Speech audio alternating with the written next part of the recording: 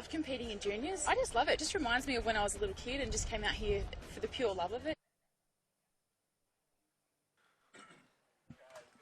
Yes, and welcome back to Sizzling Sunday here at Sydney Olympic Park Athletics Centre for what promises to be a wonderful finish to this sensational event that we have been having over the last 5 days here at Sydney Olympic Park. I can tell you we have in the hot seat right next to me Ollie Wurm. Dave Robbo will pop in at some stage, and my name is Silas Moss. And I tell you what, Wormy, fantastic last night, wasn't it? Sydney Track Classic, absolutely turned it on. Silas, good to be here with you, my friend. And yeah, it was a superb night of athletics. We saw some great performances. Stark in the high jump. We saw Radisha all class in the 800 metres. Ellen Nelson getting a PB in the 200. So some great highlights there. And the crowd really got behind it. It was a great vibe here, and we all certainly had a great night. So let's hope today we can cap off what's been a great weekend and send some of these juniors home with some PBs. Absolutely. Well, mate, I don't know how you went last night. Well, I do know. You actually slept in the same room as me, mate. But it was a hard come down last night.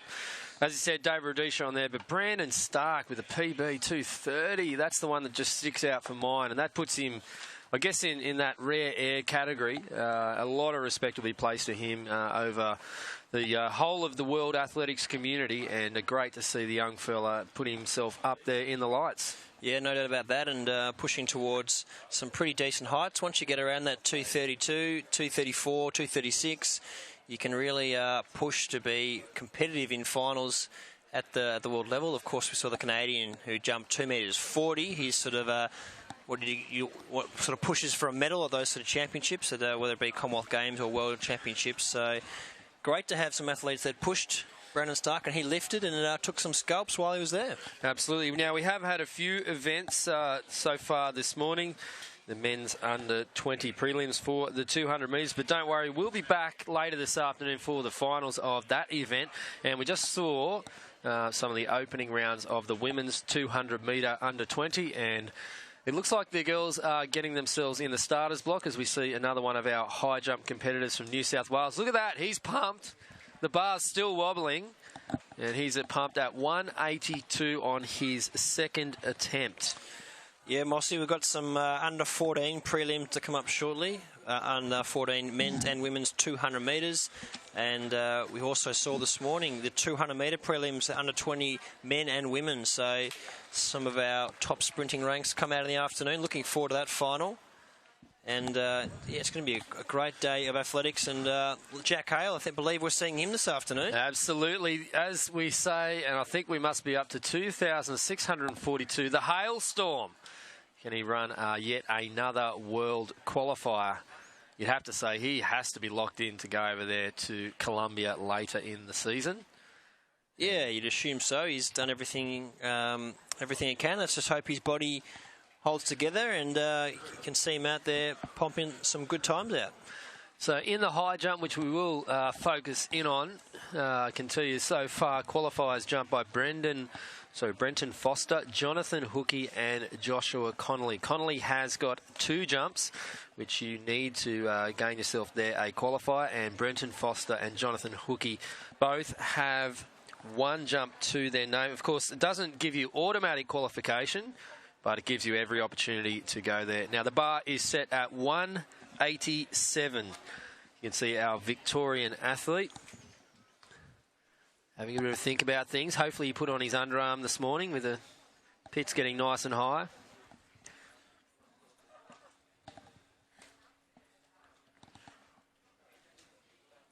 So we've got the relays this afternoon, Mossy. It's going to be good to watch. Just touched it there with the bar. Yeah, the 4x4s and also the 4x2s. Here we go. As you can see there, the crowd, not as big as we saw last night. A lot of people probably bleary-eyed after that sensational effort by many, many competitors last night. Seeing the high jump, Brandon Stark with a 230. Let's not forget Ellen Nelson staking her claim to go back-to-back in the women's 200 metres. Sensational win over Mel Breen, Sally Pearson. just to name a few. Our Western Australian competitor. This is Grant Salek. His brother won last night in the under-20s, or yesterday afternoon rather.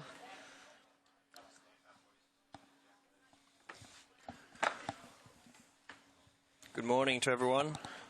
Day 5. Great to be here.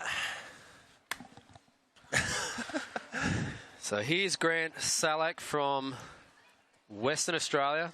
And Mossy, we're almost going to get our first track event of the live coverage up for you shortly. Yeah, you can see there Morrissey, Niketa Jr., Hobbs, Begg, Stanford and Hutton. And, easy as you like. It wasn't our Western Australian competitor there. But Niketa Jr., of course, who can forget Niketa Sr. over there in the ACT? Yep, top athlete, the senior. And no, he was never a good athlete at all, but, I mean, who could forget him? No, he's a very memorable man, and it'll be interesting to see how Niketa Jr. goes. August is his first name. I can tell you, Zalek with his first attempt at 187 on the bar. Couldn't make it. Over to you, Ollie Wurm, for this first of the 200 metres men's event. Thank you, Mossy, and look forward to bringing you some great athletics over the day.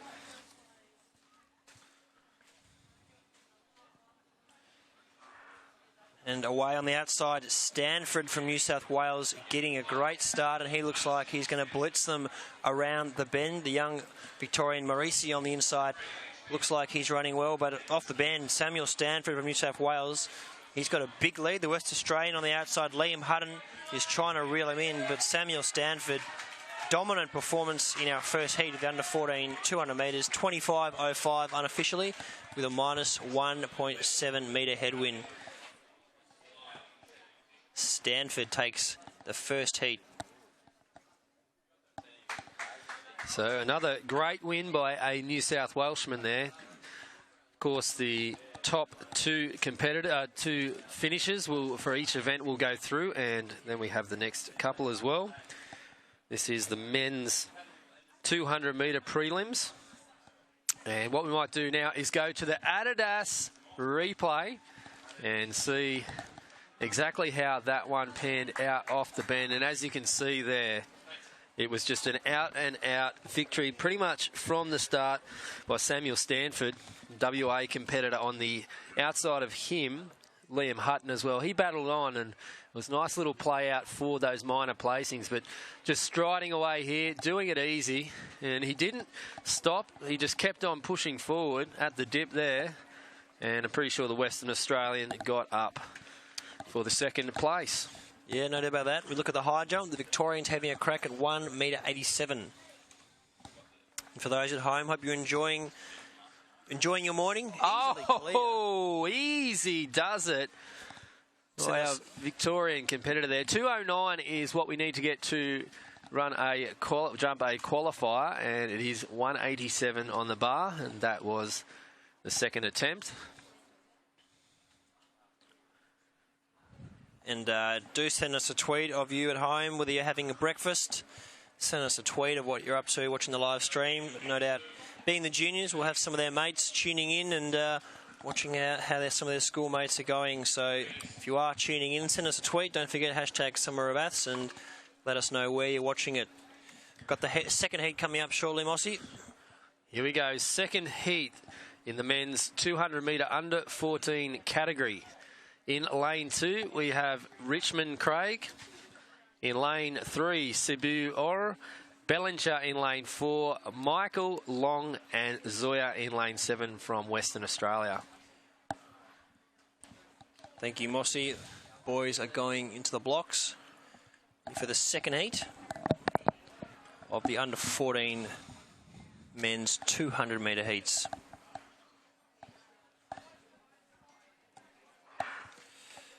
Away cleanly. Another New South Wales athlete, Bellinger, running well. On the outside, Long, one of his teammates, running well. And the Victorian on the inside, Richmond Craig, just starting to get going. Straightening up, Bellinger and Long, the two New South Wales athletes, running very well. And the Victorian is getting up on the inside. Richmond Craig hits the lead. The Victorian on the outside, Long from New South Wales. But the Victorian is just going to hold on for 25.54. 2.1 metre headwind, and Richmond Craig looked pretty fatigued on the inside. Yes, that he did. We'll get a look at the replay in just a moment. But Richmond Craig, as you said there, doing it pretty well. And he'll find himself in the finals. You can see that he's spent, but he's pretty happy. And so he should be. And Felix Long from New South Wales. They'll be heading to the finals this afternoon. You can see there from the start. And what a start it was for the man in lane 3, Travis Bellinger. Looked very strong at this point of the race, but looming up on the inside, the Victorian Richmond Craig. And now he just finds his strap. Unfortunately there for Travis Bellinger, he starts fading away. The Western Australian on the outside, Sasha Zoya, but easily does it there. Victorian Craig Richmond and Felix Long. Well, they'll be back this afternoon for the finals of the men's under 14 200 metres. Yeah, Mossy, and got some great finals coming up over the day. Hopefully we can get some athletes in. We heard yesterday from Mike Hurst. Great to get his insight. Obviously, the coach of the Australian record holder, Darren Clark. If you don't know much about him, have a look. And on the scoreboard there, you can see the results from Heat 2. 25.52 officially the time for Richmond Craig. Long in second, 25.70. And Zoya in third, 25.99. Turn our attention to the hammer throw in the third round. Unfortunately, that one going into the net.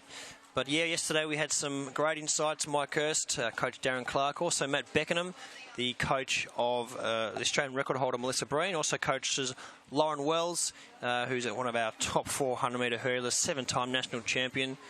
And speaking of ACT athletes on the runway, we've got the women's triple jump. The under 15, under 16 women's final. I know Alwyn Jones, who we saw compete last night, actually has an athlete competing. So hopefully the Big V can get up and get a victory. And Alwyn Jones, of course, Commonwealth Games bronze medalist from 2006, competed last night, won the men's triple jump, and doing a bit of coaching.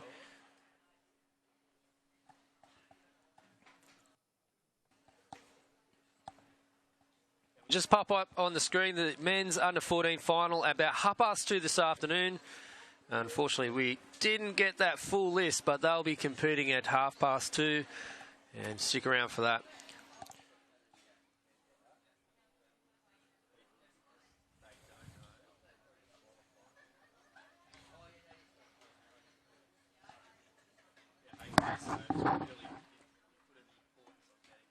First of 3 hits on 14 women's 200 metres.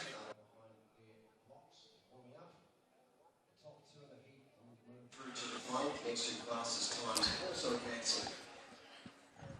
Lane 2, New South Wales is Crystal Blackwell. Lane 3, Victoria's Mason White. 4 New South Wales is Helen Walker. In 5 for Victoria, Chelsea Thompson. 6 of Queensland, Lily Burns. Lane 7 for Western Australia, Sophie White. Lane 8 for New South Wales. Thank you.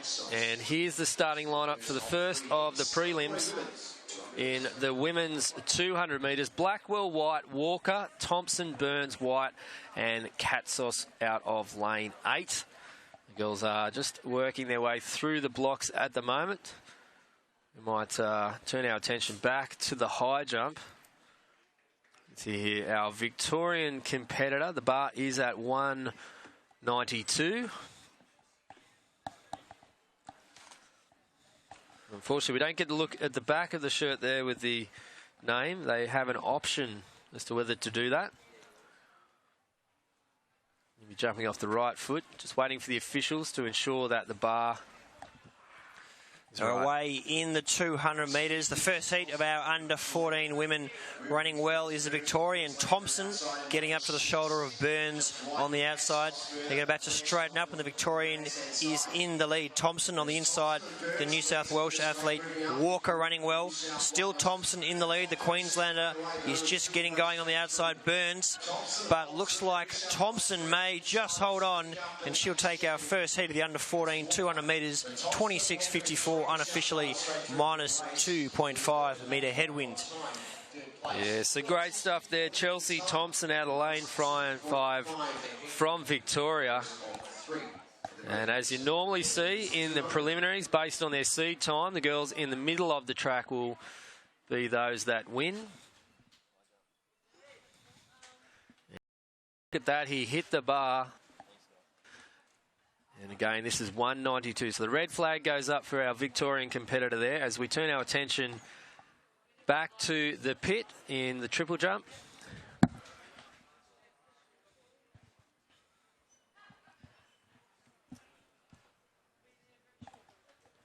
And it's Wynyard of Queensland. Nice tailwind, plus 1.2 for the triple jumpers. Unfortunately for the sprinters, we've got a headwind. Oh, meanwhile over at the high jump, 192, thank you. First attempt. And that may well be Jonathan Hookey. We will find out. Back to the triple jump. Nice little jump there.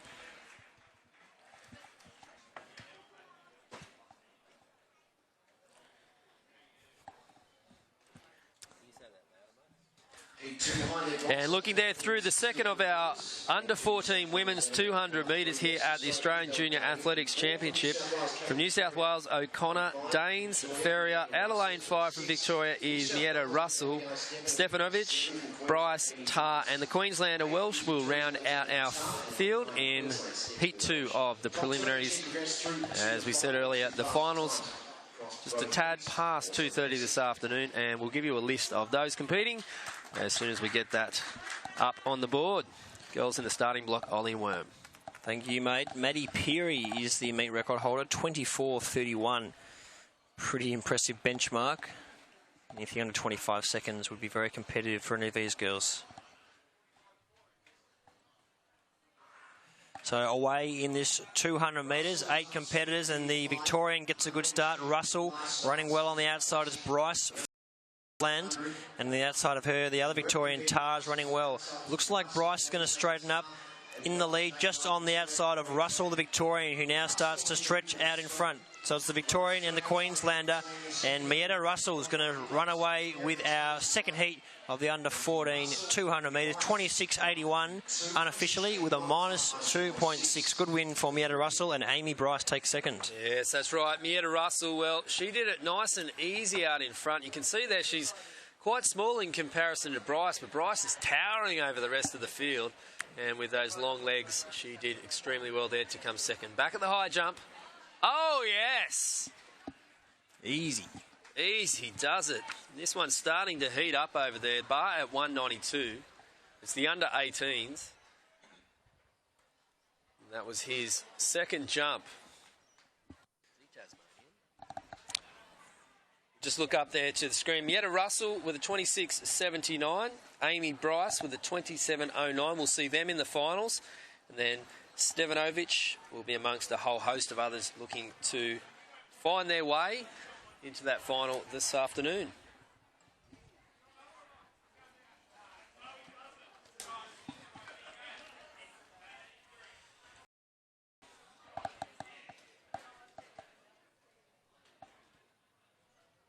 Hey Mark, if you get a chance, I'm having a bit of trouble spotting who's who in that. If you can just tell me, like, the White Sox is Bang. So I just want those three guys. Yeah, no, take your time, sort of drama. And I'm a huge fan of our officials, especially the way they get those rakes going on. Like Alwyn Jones last night said he doesn't believe the sand here is up to his standard. He says it's not great sand. There you go. Triple jumpers are very particular about their sand. As we look at the starting lineup for the women's under-14 200 metre Heat 3 preliminaries, Farmer, Cunningham. From New South Wales, it's Dunn, Arch, Bain, McGill, Kenner, and in the outside lane is Casey Payne from Queensland. Yeah, Triple jumpers particular about the sand as we see the high jump bar at 192. The Victorians clear.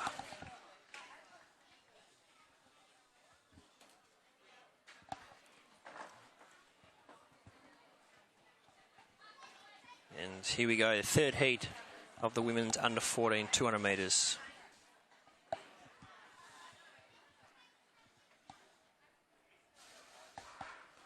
So they're away, and the Victorian gets a good start. Adora Arch running well. On the Tasmanian on the outside, Liana Kenner.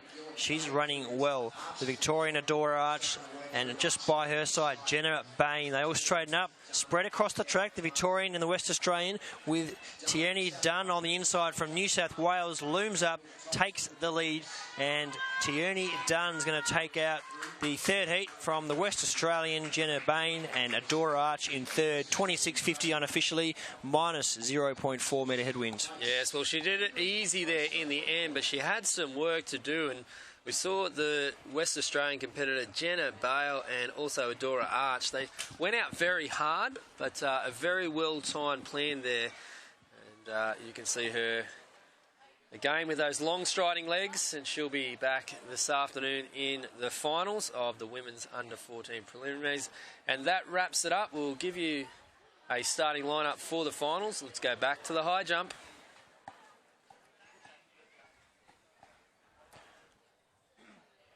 See a few people in the crowd today. They'll build up. Last night, absolutely packed out stadium here. Some sensational performances. Mel Breen taking down the 100 metres. Saw her this morning, Breeny. Yep. A number of athletes competing just over at the men's hammer. Women's rather. Nice little throw. Well beyond the 40 metre mark for our competitor from New South Wales. And here's our Victorian in the high jump.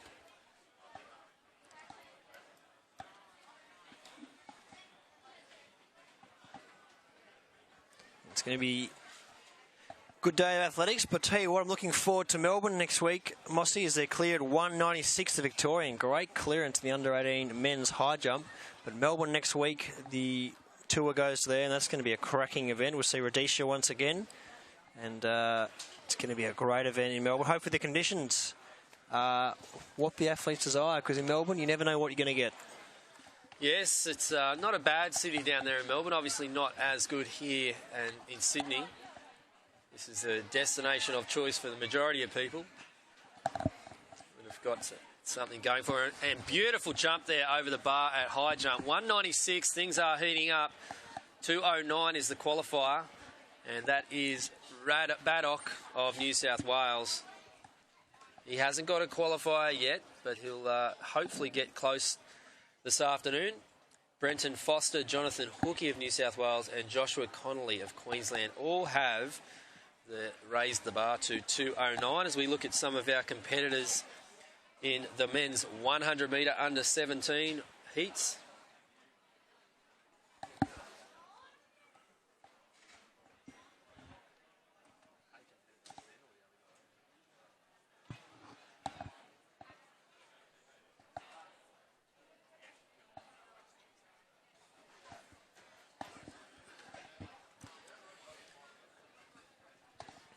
Got the Queenslander about to have a crack at 196.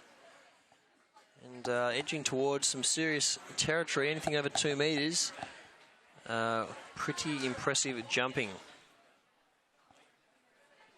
Not quite clear at 196. You can see Dave Robbo over there doing a bit of editing. He's got some great videos, some great selfies with David Rhodesia last night. So that's Connolly there. He did 209 in Brisbane back in November and also in January. So there's our results. That's everyone who'll be competing in the finals. In fact, that's just the results of the last event. Dunn, Bain, Arch, McGill. And here we have for the finals in the women's 200 metres, Arch being the top qualifier. As we go back, Zalek over the bar at 196. Walker, Thompson, Dunn, Bryce, and Jenna Bain sneaking her way into the final from Western Australia. She'll be out in lane 9, but Adora Arch and Lily Burns will be the favourite for that one. As finding himself over the bar is Foster from Queensland. Brenton Foster, that is, and he has one under his belt as well. So guys need to get over 209 this afternoon. Another Queenslander. Ooh. Probably didn't look as confident leading into the bar. I'll tell you what, condition-wise, Ollie, pretty handy indeed.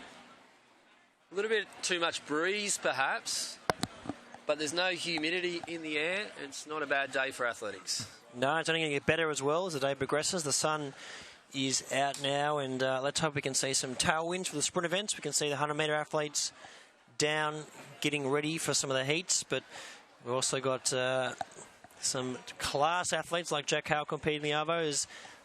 The New South Welshman has a crack at 196. Unfortunately, the red flag goes up there. And that's Jonathan Hookey.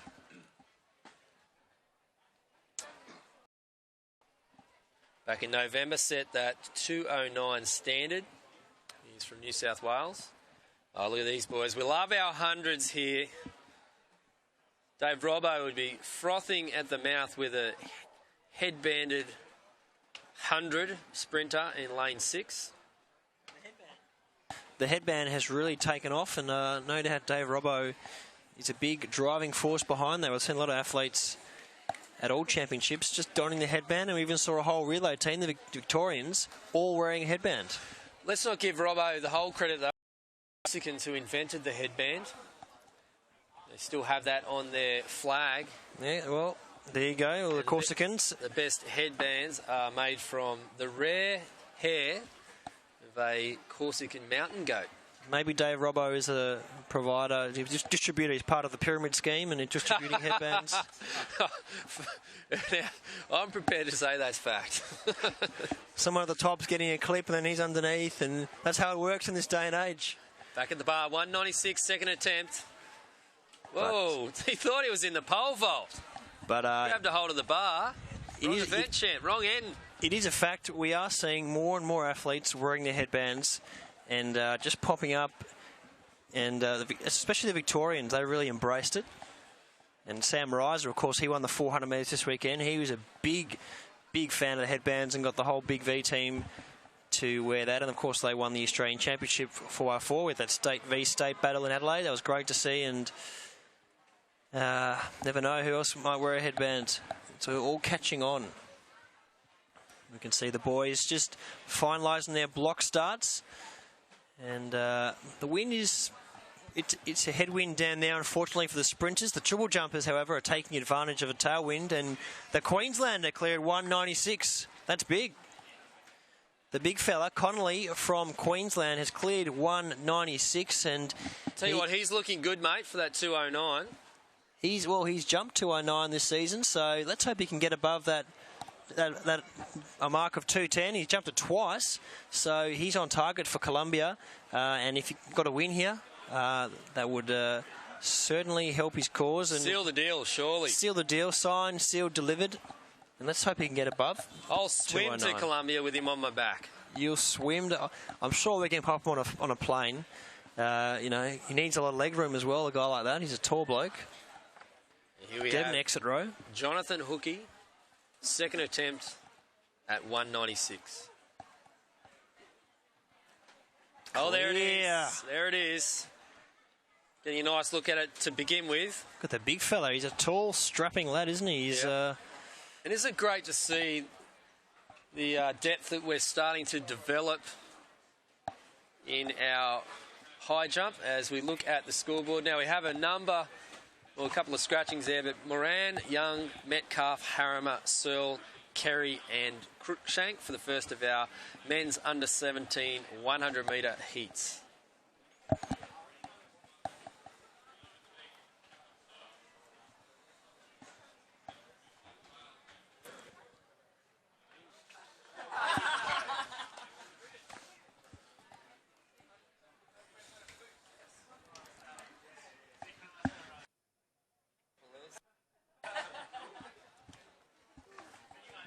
Poor old Les. Yes.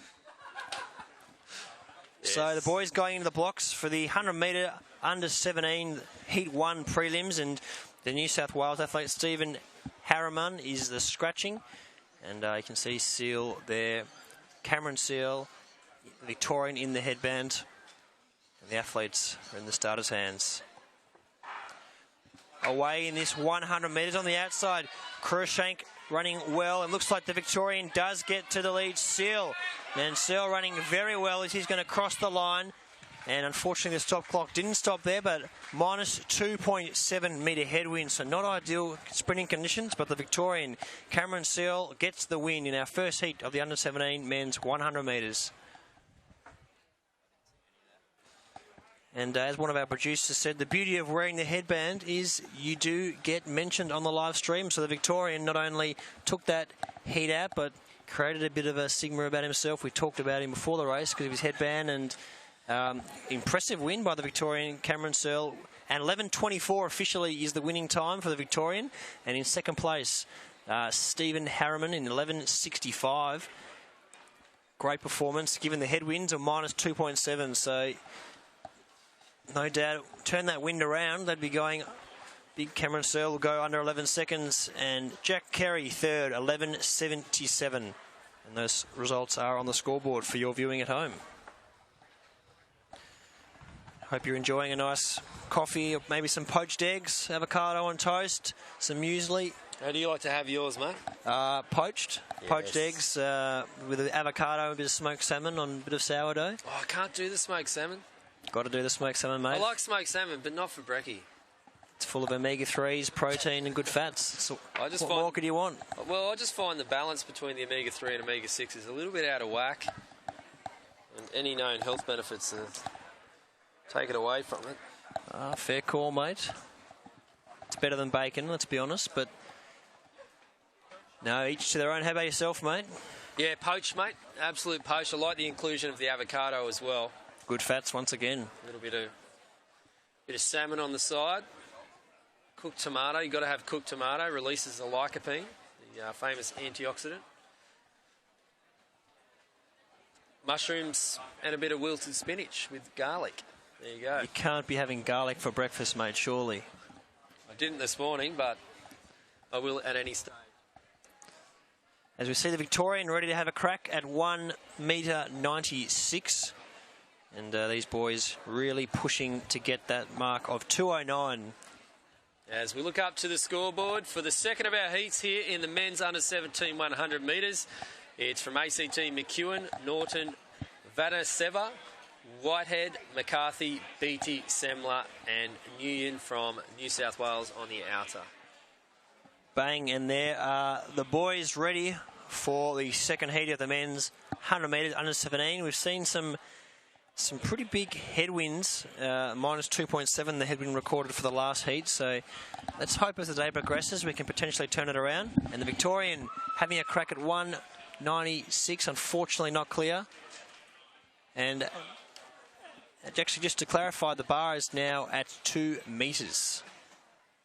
Bar is now at 2 metres in the men's under 18 high jump. So getting in that territory towards 2.09. And we're in the first round of attempts for our athletes at 2 metres in the men's high jump. We'll keep you posted as we see the boys on the track for the men's 100 metres. And New South Wales high jumper having a crack at 2 metres. And he's clear. Easy there from the New South Welshman. Easy as you like. That's right. Young Baddock. Oh, the fist pump. Not sure if that's a personal best, but we'll turn our attention now back to the men's 100 metres.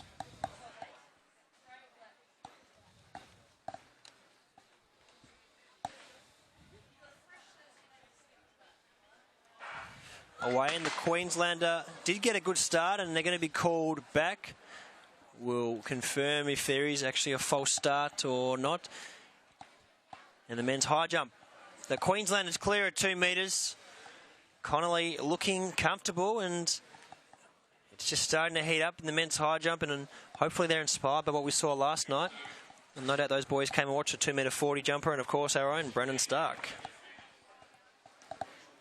Not every day you get to watch a guy who's jumped 2.40. I'll tell you what, why don't we have a look at the replay here, Adidas replay of that false start as Salek goes over in the bar from Western Australia. And here it is. See if we can get the detection on the replay. No DQs here. Well, there's a bit of movement there, a bit of movement. Yeah, a bit of movement on the outside. So ready now for our second take of Heat 2 of the men's 100 metres under 17. Let's hope they get away cleanly.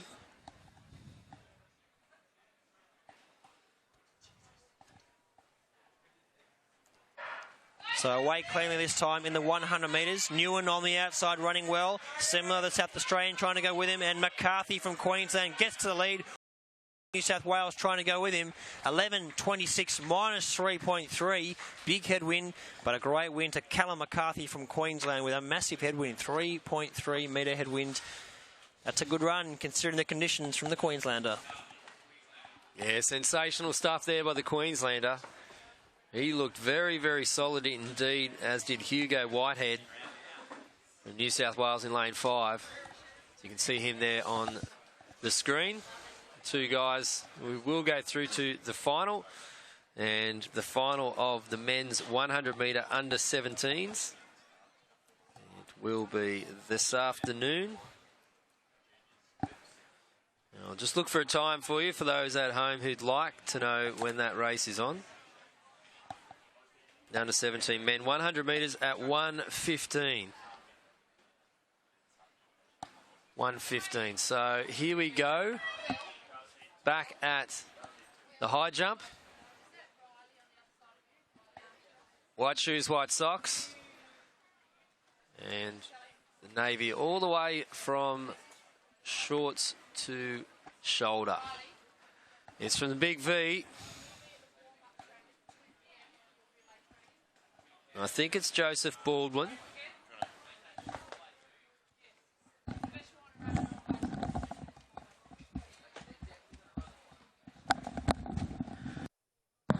As I'll tell you what, in just a moment we're going to have a very, very special guest. Some would say we're going to raise the bar as far as the quality of the broadcast. And I'll give him 30 seconds to jump in here, but it is Mr. Dave Robbo, as we continue to see the bar risen at the high jump and the men's 100 metres in the under 17 next final. It's our preliminary. Yes, thank you very much, Mossy. Great to be back on the stream for this fifth and final day of the 53rd Australian Junior Athletics Championships. And Ollie Wurm, isn't it great to be back here at the track, mate? Did you make your way back to the hotel last night? I did, mate. Got a bit of sleep, and tell you what, it's good to be joined by you. I've had a great day yesterday with Mossy, and great to be joined by yourself. And we've got some great athletics. We can see on the track the boys lining up for Heat 3 of the under 17 100 metres. Yeah, pretty gusty headwinds they're pushing into here, Lynchy. I would think, Wormy, sorry, I'm too used to working with Lynchy this week. I would think they'll be strongly considering switching this around for the finals later this afternoon. So that'd be a wise move. I mean, it's 3.3 metre headwind we saw in the last heat, so not ideal for our sprinters. As we see our athletes go into the blocks for our third heat of the men's 100 metres. And on the inside, Wallace and Gale the ones to watch on the middle lanes. And they're away cleaning. The Victorian gets a good start. Caesar and Nash on the inside from Western Australia. And Gale from New South Wales storms to the lead. And he's going to take out our third heat. 11.38 unofficially. Minus 2.6 metre headwind. Great run on the outside. So not quite as windy that time, but still a fair force to blow into here. And you'd think that the conditions probably going to stay pretty similar. Wormy, we look behind us, there's dark clouds coming across from the west. We can't have another hailstorm, can we? We might do. Here's the Victorian in the next attempt, and he's made it. That's 2 metres. And this is heating up. I've been watching this while you and Mossy have been calling this morning, Ollie, and this is very exciting. Yeah, they're getting towards the business end and edging towards 209, and the New South Welshman as well is clear at 2 metres, so a great little battle is shaping up here. Oh, sweet. Yeah. Yeah, that concludes those heats of the men's 100 metre under 17.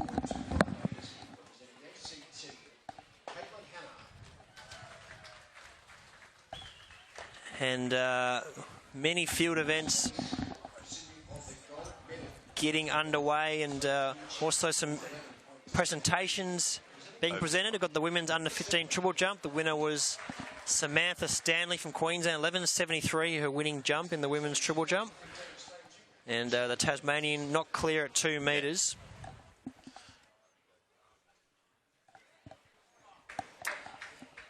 Yes, and Ollie Wurm still recovering from the high of last night, the Sydney Track Classic.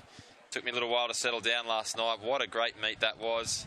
And just great, we said it often during the call, great to see the grandstand up here just full. It was chock-a-block and the crowd was right into it. And very, very exciting. I think Danny Samuels, Brandon Stark really set the tone of the night with their tremendous performances, world-class performances. And while we're looking at the high jump here, well, there's a little bit of a break. We might even have a little look at that winning jump. We might... How good was this? We might just have a quick look here at Brandon Stark. Look at this. Crowd's getting behind him. He wants everyone behind him. Oh, he was pumped up.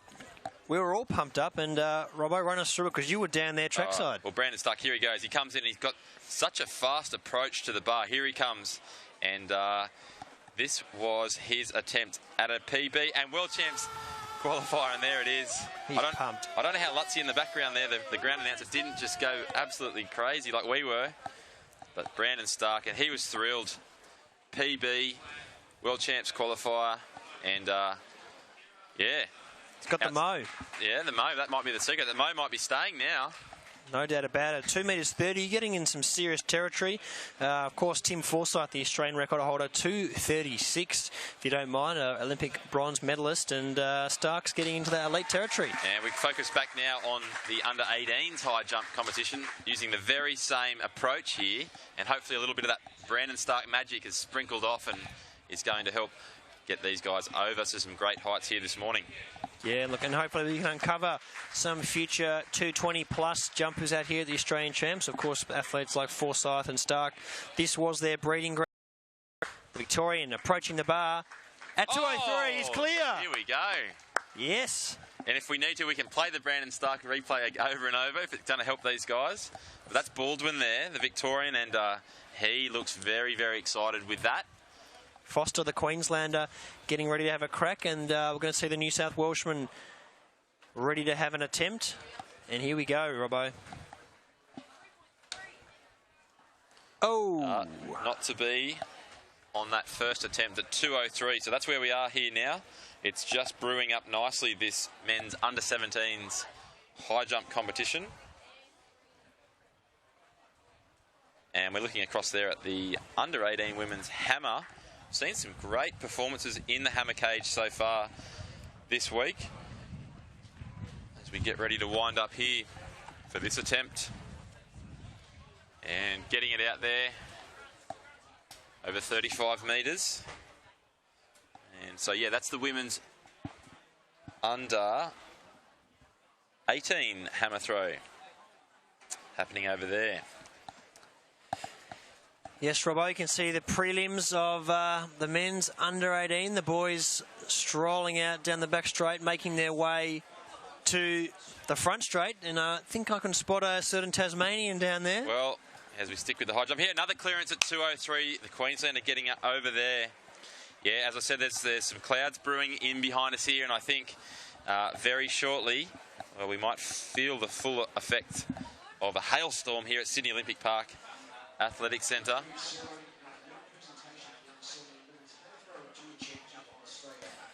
Cool. And a great battle developing in the men's high jump. The bar is clear at 2:03, and hopefully we have a few athletes really having a crack at 2:09 and above. We see the West Australian getting himself together to have a crack at 2:03.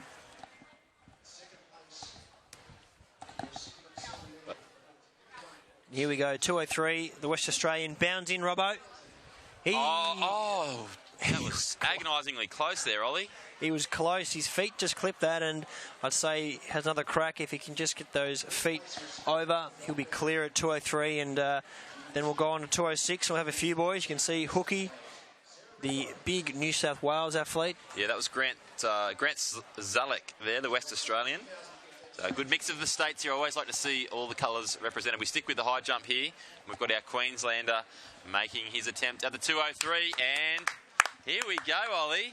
I'm just getting a bit excited. It feels like we've got a great battle brewing. That's Brenton Foster, and I think there is a little bit of magic just left over. Look, we had 240 guys on, in action up here yesterday, and here's our next one. Oh, unfortunately not a clearance there. He'll be back at the hammer. Geez, they're getting them through quickly. Bang, bang, bang. As we look at the hammer throw, unfortunately, into the side net. One of the officials needs a wee break or a coffee or something. They're just ripping them through there in the men's under 18 high jump. And there's places on the plane to Cali, Colombia, for the World Youth Championships. Been there before, Robbo? Haven't been over there, but a good mate of mine is heading over there for a meeting. A meeting? In about the time... in July next year, might be June or July. So he was the one that corrected me on the pronunciation of Cali. Yep. All right. Of course, we've got a Cali who works with us. We'll see her back with the team in Melbourne. But not all of us have meetings to go over in Colombia. This sounds like a good little trip over there. And hopefully these guys can book themselves on the plane to head over there to compete at the track meets in Colombia and ideally represent Australia at the highest level you can as a junior. Yeah, well, Brenton Foster from Queensland, Jonathan Hookey from New South Wales, Josh Connolly, well, they're in the box seat at the moment because they've already got qualifiers on the board, but you do need two. But then it becomes a case of, well, if you've got the two qualifiers and you win here today, well, we can start taking... What seat would you like, sir? We want extra leg room? Would you want window, aisle? And these boys need extra leg room, let's be honest. They're big boys. Yeah, no, you don't want to have them stuffed in the middle aisle there, Ollie, so... Right. Jack Howell will be all right. He's quite a pocket rocket. He can fit in one of the normal rows. But yeah, well, speaking of Jack Hale, well, if we cast our attention down there to the start line, we've got the men's under-18s 100-metre heats brewing up here. And it looks like Hale has got himself in... Heat 1, if I'm not mistaken. And this wind is absolutely howling down there. It's not ideal conditions for sprinting. It's moving all over the place. Hey! They're clear at 203 in the men's high jump. The West Australian. Sensational. That's Zalek. Not sure. Yeah, might have done. And the Zalek family having a good weekend in the high jump, the West Australian, as we see the New South Welshman having a crack. Hooky at 203 and close at 203, and we're getting more and more of these boys edging towards that 209 mark, that elusive barrier.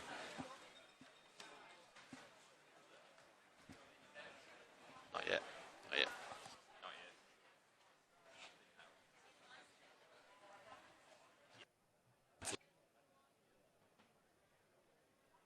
Isn't it?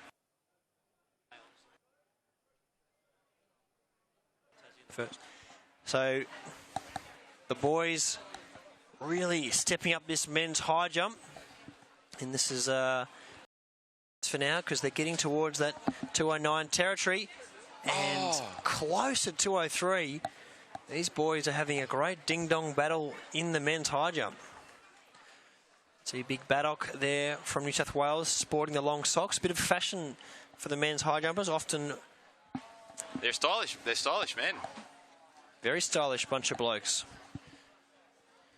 So not far away from the first of our heats in the men's under-18 100 metres. This is going to be exciting. And welcome if you're just joining us on your Sunday morning. Now, well, where else would you want to be, Ollie? Where else would you rather be? And Russell Tyre, the Tasmanian, he had a great upset victory. Oh, we're getting so close. I think this is very shortly. Ollie, what have we got? We've got the men's 100 metres, and Russell Tyre, he had a big upset victory in the 400 metres yesterday. So he's interesting to see how he's backed up. Obviously, more of a 400 metre specialist. He ran 47.58 from memory, and great to see the Tasmanians doing well. And the boys getting ready for the first heat, Robbo. Yeah, and speaking of the Tasmanians and Russell Tyab there, and we caught up with these guys at the Briggs Track Classic, or Athletics Classic earlier this year. We can see a little bit of footage here now of how the 100 metres went that day. And we've got the Adidas replay happening here. Jack Hale, you see in the middle lane, there, Jesse Usuali, and the Hailstorm. Well, this is him down on his home deck down there in Hobart.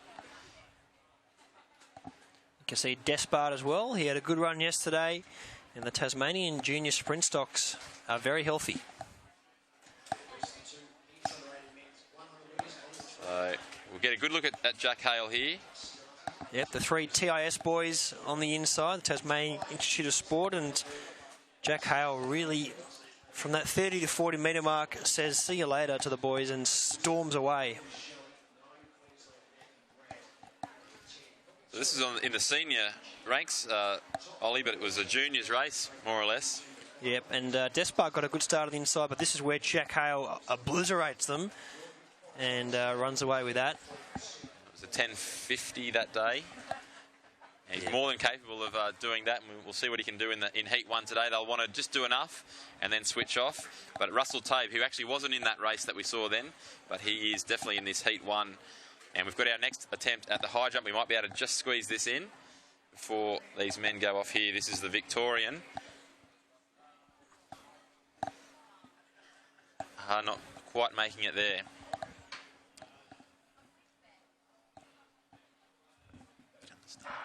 And looks like the ACT athlete has jumped the gun on the inside, so Joshua Larnack, perhaps ramifications.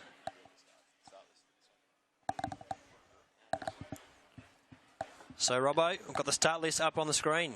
Yeah, look, this is exciting. So, Heat 1, and we'll just wait and see the ramifications there of that early break. But it was Larnack.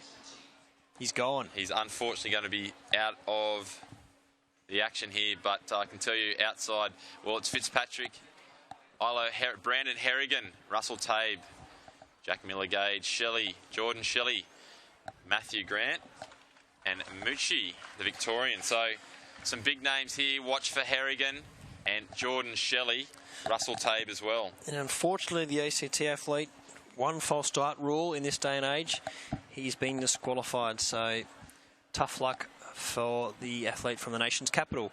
As we're ready for our first heat.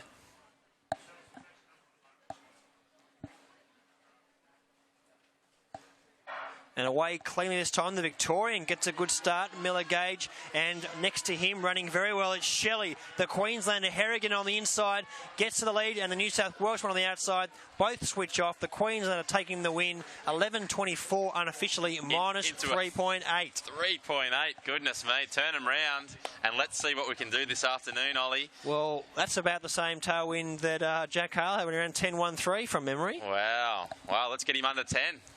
Oh, you never know, mate. Push it along. But look at that. There was a race there between Jordan Shelley and Brandon Harrigan to see who could slow down the fastest there. But we've got the... Oh, look at this. Clear at 2.06. You beauty. That's Foster. Brenton Foster. Now, here's the results, Ollie. Brendan Harrigan, 11.23. And... Shelley. Those two really switched off towards the end. They did what they had to do to get through the round, and they will be in the final. The others having to rely on times, Robbo. But 2.06, they're clear in the men's high jump. And it's just heating up down there. Russell Tyre probably a bit fatigued from his 400-metre run. He had a great victory, national champion in the 400 metres yesterday. That was a great victory. As we see Jack Hale, he's been given the outside lane for the heat. Well, he wants a better angle for the live stream, I think. He wants to sort of show off the guns. So expect Hale, the Hailstorm. He's in action very, very shortly. But here we are at the men's high jump. This is very exciting. Oh, the white flag went up initially there, Ollie. And then we went, hello. Unfortunately not, yeah, changed their mind at the last moment. It's all right. It's been a big day, and the officials, they have worked tirelessly. And a big thanks to all our officials. You'll see them out there in the smart Adidas grey polo shirts, the white caps there. And these meets just wouldn't happen without them. No, it's been a massive few days. This is the 5th day. The officials have been out there, and we couldn't do without them. So hats off to the officials, and no doubt they've earned themselves a cold beverage after the end of the proceedings today here in Homebush.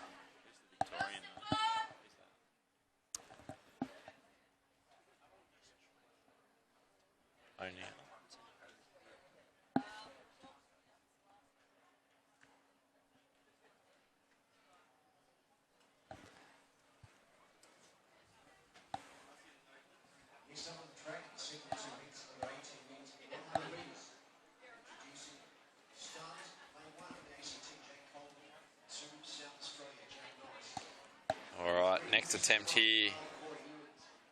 Takes a moment to compose himself. This is 2:06, folks. The under-18 men's high jump. Matt Lynch in the background.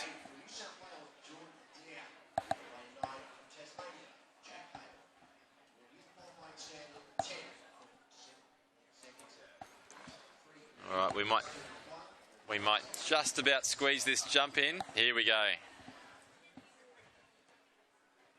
Just getting that attempt in before it's time for the second heat here in the men's under-18s, 100 metres. This is very exciting, Ollie. Watch for Hale on the outside. Don't see him out in these outside lanes very often. No, it's a bit of new territory for Jack Hale. And Jack Hale, our reigning under-18s national champion with a 10.42, which he said in October last year. That really catapulted him into the attention of the sports fans of Australia. But here we go. And away on the outside, Jack Hale's off to a good start. The athletes in the middle running well, the Queenslander. Jack Hale gets to the lead. He'll probably switch off from here. Jack Hale, easy as you like. 11.11, minus 1.6 for the Tasmanian. And he'll be happy with that. He's through. Look at him. The big fella up close, just adjusting his hair. And a good win to Jack Hale, the Tasmanian.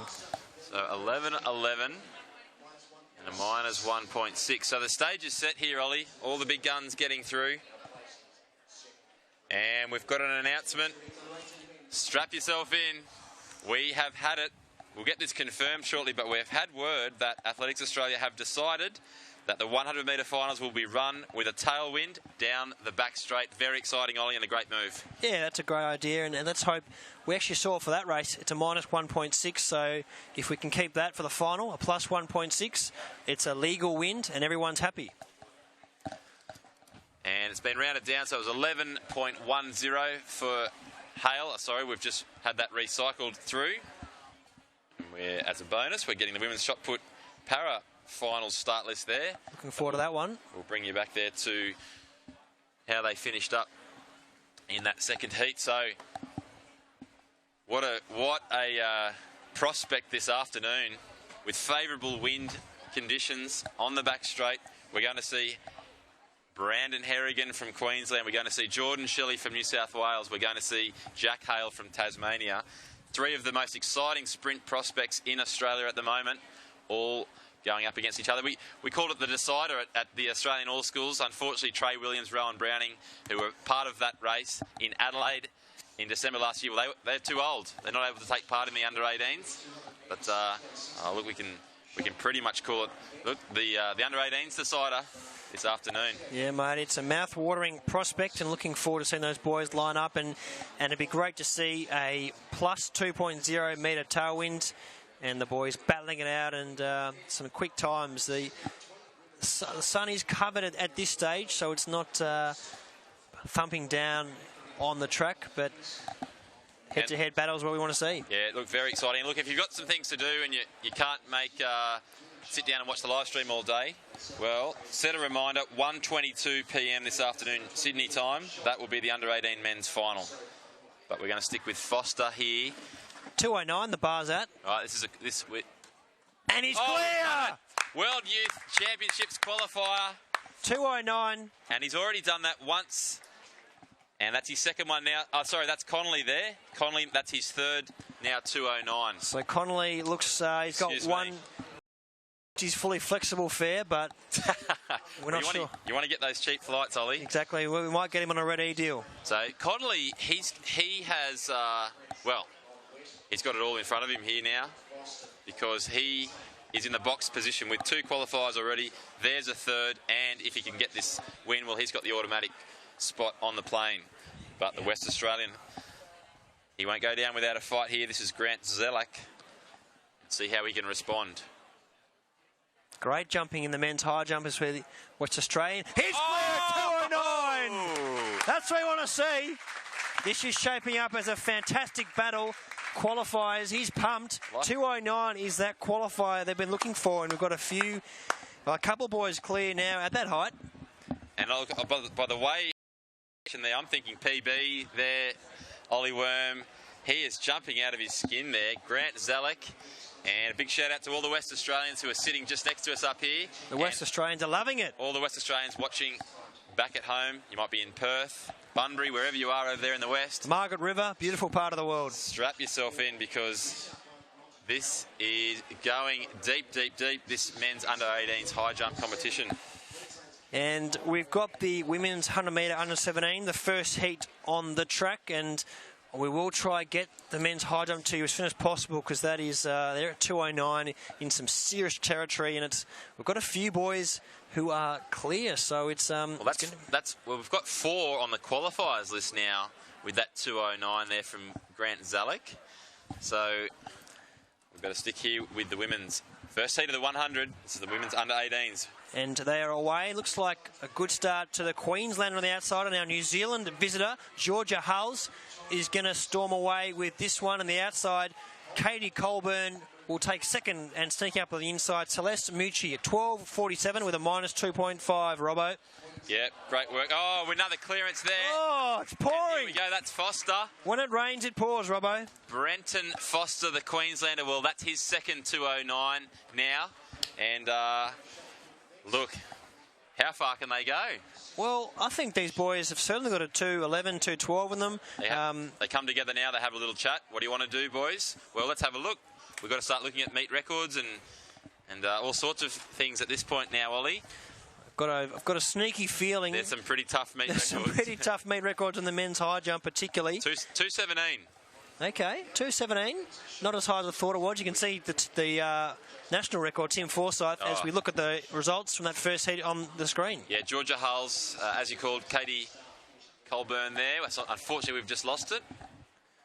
But that's impressive jumping. The meet record, Reece Murphy and Josh Hall, 2:17. But that national record, 2:29 in 1990 from Tim Forsyth. And, of course, he is the greatest Australian high jumper of all time, Olympic medalist. And he is a seriously, seriously good high jumper. And they're just putting the bar up in the men's high jump. The bar is now at 2 metres 11 for those at home. And the crowd, 2 metres 11, they're going to have an attempt. And we've got some battles on our hands here, and some of these athletes have got to book their ticket to Colombia, but there's only a few spots available, Robbo. Yeah, 2 will go. Sorry, Ollie, two will go, and but we can put 1 definitely on the plane today, and then it'll be a headache for the selectors from there, I would imagine, given that we're seeing some new qualifiers posted here today. So it's very exciting. Men's high jump.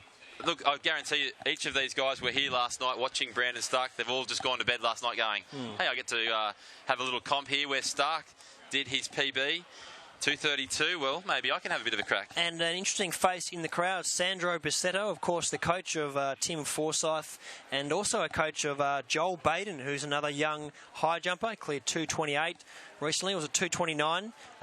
Some big jumping, and he's, of course, part of OMAC. But coached by Tim Forsyth. Well, let's see if we can mic him up. Sorry, coached by Sandro Bissetto, who is the coach of Tim Forsyth. Yeah, we could get maybe Les down there on the VPA camera crew. Might be able to go and mic up the coach. And here we are, Heat 2, women's 100 metres. This is the under-17s. Apologies, I think I might have said under-18s earlier, getting a little bit ahead. We're getting excited here, mate, because that high jump is really heating up. And they're going into their blocks. Arch in 2, Founders in 3, Hill in 4, Bayes in 5, Sheet in 6, and Pandolfi in 7.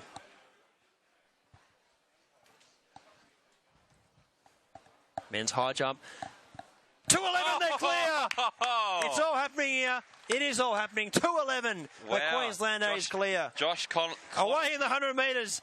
And on the outside, off to a good start. It was the New Zealander and the Victorians getting up on the inside. New South Wales found us running well. And the New Zealander on the outside is going to get there. Lucy Sheet, 12.73, minus 1.4. Robbo, it's all happening. Oh, let's get back to that high jump because great work there in the women's 100 metres. But, well, each of these boys just pushing each other along, and now it's Grant's turn.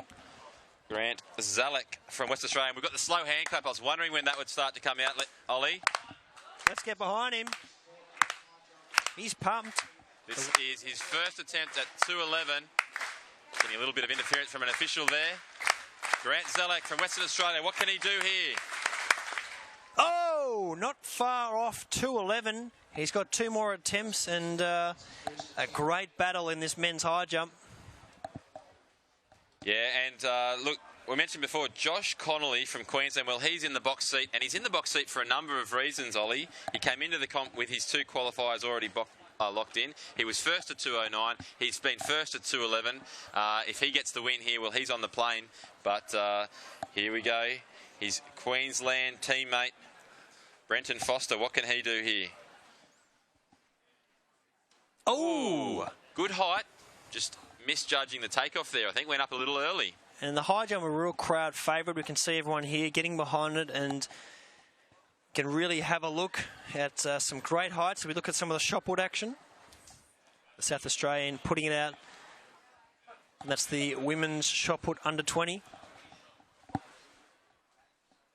And it's all really happening. The West Australian having a chat to his coach just about the different angles and takeoffs. The boys are warming up for the pole vault. We've got another heat on the track for the women's 100 metres very shortly. We'll bring you that. Yeah, lots happening as per usual here at the Australian Junior Athletics Championships. But this is where it's really interesting at the men's high jump, because this is for places in Colombia. Ollie, the World Youth Championships, they're happening in Cali in Colombia. And it's pronounced Colombia. Colombia. That's right. 15th to 19th of July later this year. And, well, safe sending, at least we'll be sending our full complement of 2 boys high jumpers. But yeah. Zelek. The West Australian is looking to have a crack at 2:11. He wants to make this height his. And he's getting the crowd behind him once again. We'll bring you heat 3 of the 100 metres very shortly. Robbo, can he clear this? I think he had a good look at that first one. Make a few adjustments to see what he can do on the second attempt. Oh, that was extremely close. As we're going to go through the list for the women's under 1700 metres. Heat 3, Bedford in 2, Belbin in 3, McIver in 4, Tolkien in 5, Penny in 6 and Byrne in 7. Don't leave your seats at home, ladies and gentlemen. Fill up the coffee.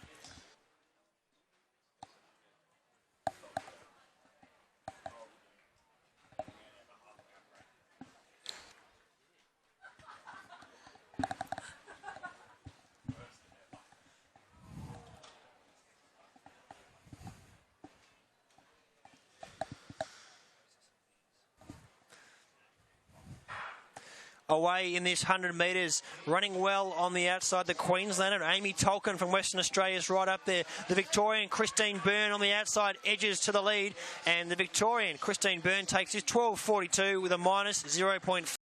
Wind's dying down, which is great to see. All right, that's all right. And Ollie Wurm will head back over to the men's high jump, where it will be 3rd attempt at 2:11. And this is Brenton Foster, as you can see there on the screen, from Queensland. And he's been part of a very special competition here this morning on the 5th and final day of the Australian Junior Championships. The under-18s high jump men. Well, we've got 3 left in the competition at this point, 2 Queenslanders and a West Australian. So it's Foster and Grant Zelek, who are needing to match the 2:11 jumped on the first attempt by Joshua Connolly of Queensland. Joshua Connolly coming into the competition with 2 World Youth qualifiers already. And here comes the slow hand clap. West Australia, they're sitting right next to us. And 3rd and final attempt at 2:11 for Grant Zelek. Oh, great attempt at 2:11 for the West Australian. Yeah, Zelek bows out there, but look, he'll be slightly disappointed, but I think a whole lot of pride in what he's just been able to do there. 2:11. That's jumping with the big boys, Ollie. That's pretty impressive, and he's come away with a PB and put himself in contention to go to Colombia. He'll be happy with his competition. No doubt a bit disappointed he won't get the win today, but PB and a step in the right direction. He's on the way up. So Brenton Foster, well, he's eyeing off his third and final attempt here at 2:11 as well. Would this just give him the upper hand if he could get over this now in the selector's mind? Let's see what he can do. Oh, that is cruel. No. So close. Oh, I've seen them stay on this week, Ollie. I've seen people hit harder and they stay on. That is agonisingly close for the Queenslander. And there's the handshakes. Always played in the right spirit. And he gets an option here now. Josh Connolly, he will be going to Cali. That has been decided right there, right then. He's on the plane. On the plane. Book him the exit row seat because he's going to need it with his leg room. And I'll tell you who'll be happy. Well, all of Queensland will be happy, but judging by the Ginger Locks, Mossy will be pretty happy as well. Yeah, Mossy will be very happy. I think that's his mum there or his coach. You love to see these scenes. They're all proud and... all those mornings, driving to the track. Yep. All those weekends. Good on your son, he's just said. Driving all around Queensland, all around the country as well. Yeah. And, well... makes it all worthwhile. book your tickets, folks. Get them while they're cheap. Yeah, get the Red E deal. Virgin Australia. It's 18 hours approximately, flight time. Sydney to... you got to go to Bogota, the capital of Colombia, and then get Bogota. The connecting bus ride from there. Now, we've got the 100 metres on the track.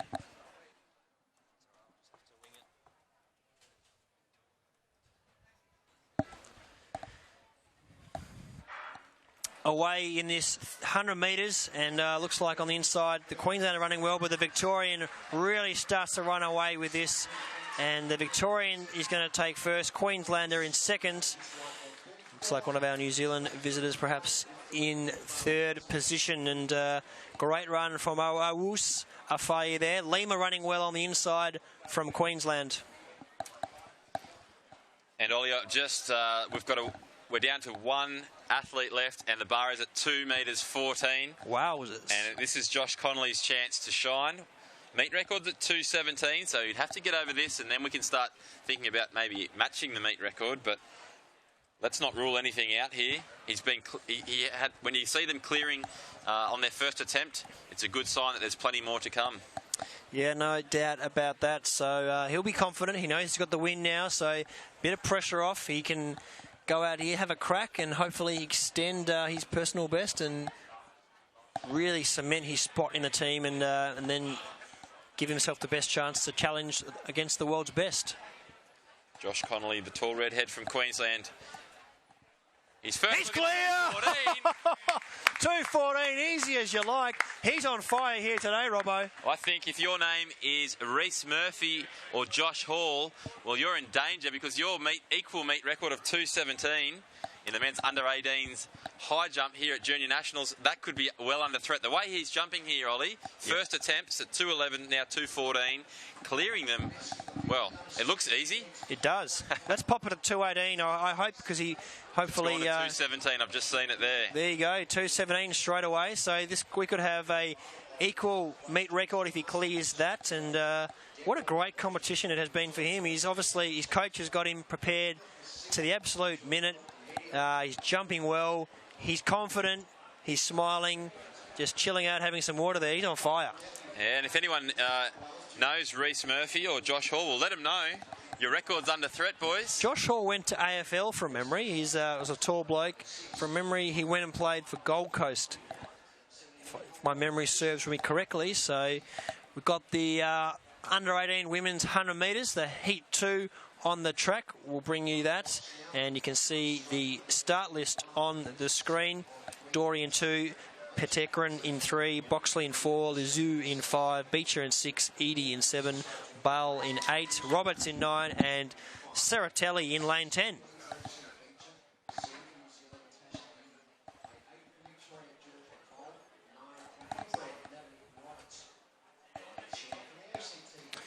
So the girls getting ready for our second heat of the women's 100 metres 18.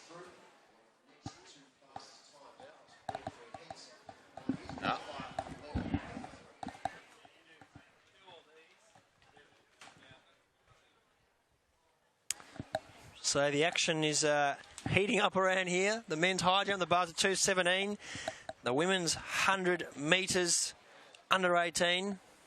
I think we're going to have our next look at Josh Connolly from Queensland. He's already secured the win. He's already secured his place on the plane to Cali, Colombia, for the World Youth Championships. This is for the glory.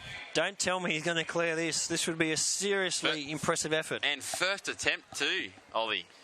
Yeah, he looked clear, very comfortable at 2:14, and it's been a great effort by himself. And now his coach is happy. Everything seems to have come together. And let's hope when he's there at the representing Australia, he can go even higher. Here we go, Robbo. Josh Connolly, first attempt. And not to be 2:17. He was due a miss, let's be honest. Yeah, he's due. I didn't want him to miss, but look, gets a chance now just to settle the emotions down a little bit, I think. Just take a few deep breaths. He'll have a word to his coach here, work on a few things, and come back and have a red-hot crack at trying to clear this equal meet record of 2 metres 17. Yep, he looked a bit close to that, so interesting to see if he makes any adjustments to his run-up. And he's still got 2 more attempts at 2 metres 17, and no doubt he's got it in him. We saw him clear 2:14 pretty comfortably. So you can see his coach just giving him some words, perhaps a touch close to that. And, you know, it's been a great competition, regardless of whether he clears this or not. 2:14, a superb effort, personal best, and secured his spot on the Australian youth team, which is a fine achievement. So hopefully we'll let him recover a little bit, give him some time in between jumps. And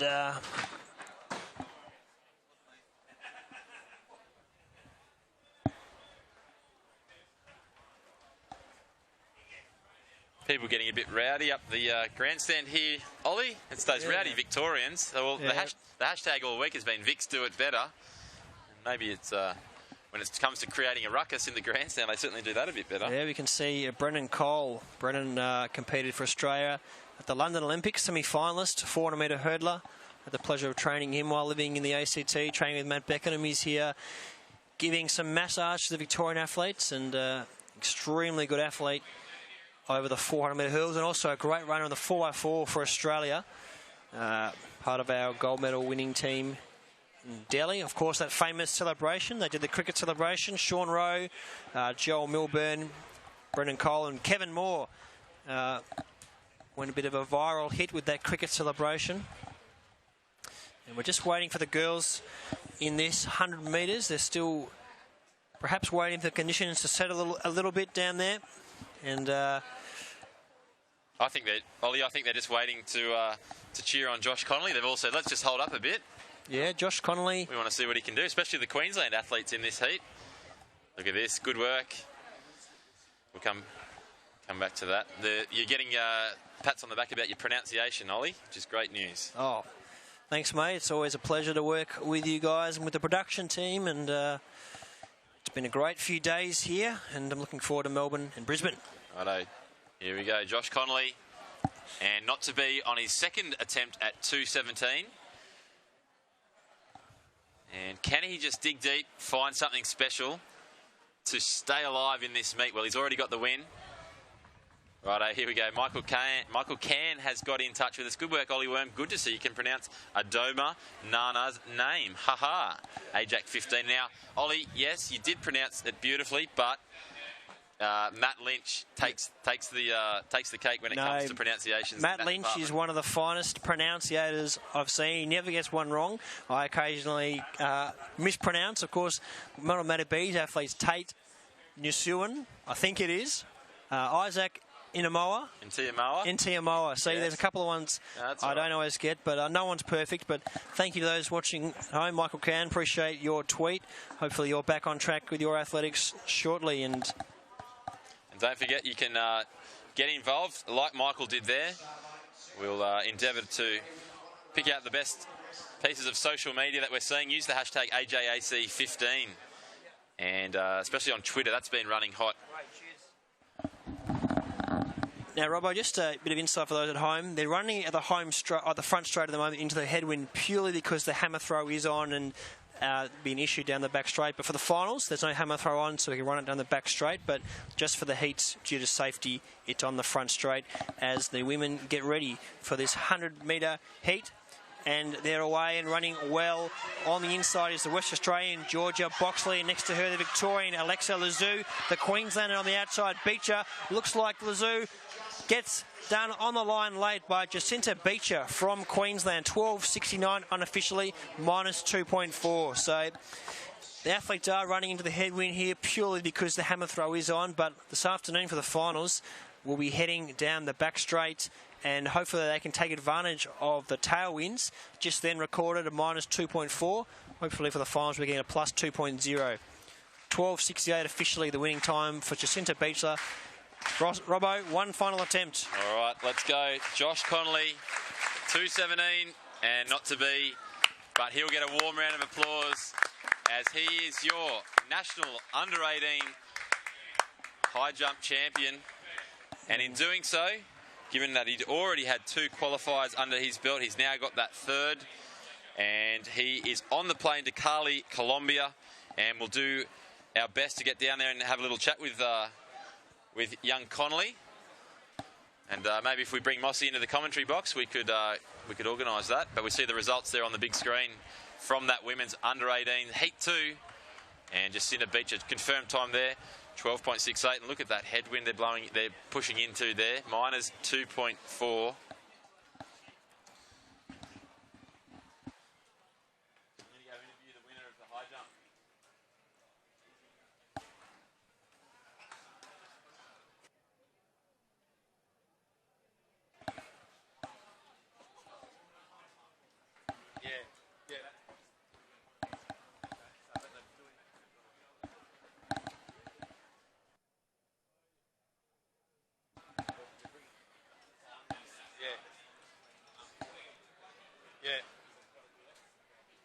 That's good. People at home need to do it. So can you tell Les to get to prepare it? So shortly we'll have Heat 3, and I'll bring you that start list you can see on your screen. Shortly after this heat, I'll be subbing out. Mossy will be joining us back in the commentary box. Thorpe in lane 2, Healy in lane 3, Kay in 4, Hard Easty in 5, Hogan in 6, Figuera in 7, Pace in 8, Ullman in 9, and Thompson in 10. I think Robbo has actually gone just to hunt down the high jumper Connolly there, who's been in great form, and he's got the Colombian flag with him, so hopefully we can hear from him shortly.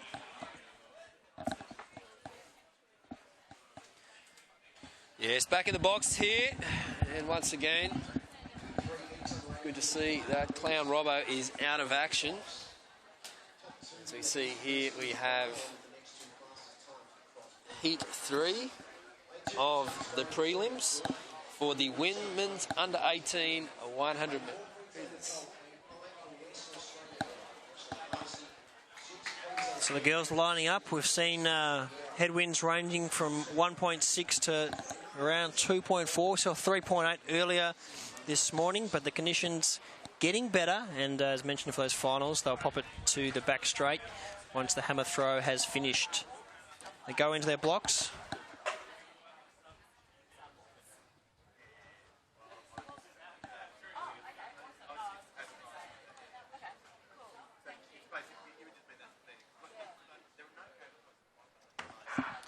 Away in this 100 metres, the Queenslander Kay off to a very good start on the outsider. Pace from New South Wales, the Victorian starting to get going. Figuera, but Nicole Kay from Queensland is going to hold on. 12.68 unofficially with a minus 3.3 metre headwind. Great run from the Queenslander. Find a spot in the final for her later today, hopefully with a nice tailwind. So you see there, Nicole Kay getting the victory. Up on the scoreboard now, we have the official time there, 12.67, minus 3.3 in the win, 12.72, and Lucia Healy with a 13 flat, Rachel Pace 13.03. We'll be looking to see if they can progress into the finals. And that is our final event of the women's under-18 100 metre sprint. And don't forget to join us later in the day for the finals. It will be at 1:37 p.m. So plenty of action still to come here from Sydney Olympic Park Athletics Centre. We can see on the track the men's 100 coming up very shortly.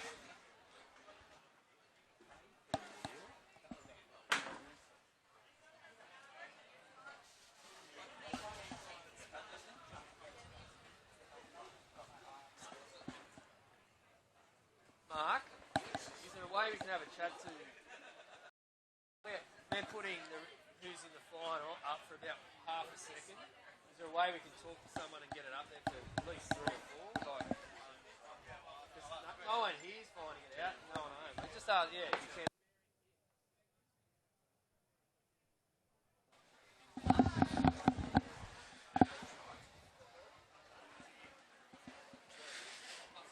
As we see there, the starting lineup for your men's under 15 100 metre preliminary heat number 1. From Queensland out of lane 2 will be Mason. And as we work our way across, it's Jones, Ellicott, Gould, Leferink, Trevelyan and Church from the Australian Capital Territory in lane 8. You can see him on the left of screen. And looks like we might have a scratching there. Luke Trevelyan from New South Wales. He won't be competing in this event. Throw this one over to the voice of athletics, Ollie Wurm. Thanks, Mossy, and we've had a great morning seeing that men's high jump. Fantastic to see the boys clearing some great heights, and hopefully we can see the sprinters out on the track despite these headwinds, pumping out some impressive performances. And the boys just behind their blocks.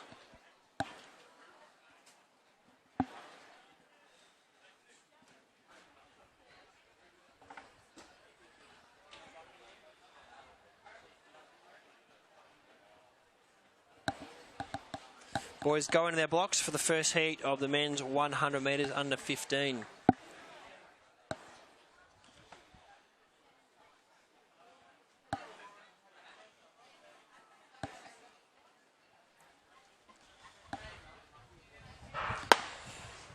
And perhaps a false start. The boys quickly pull back. We'll wait for confirmation and see how, if there are any ramifications in our first heat of the men's under 15 100 metres.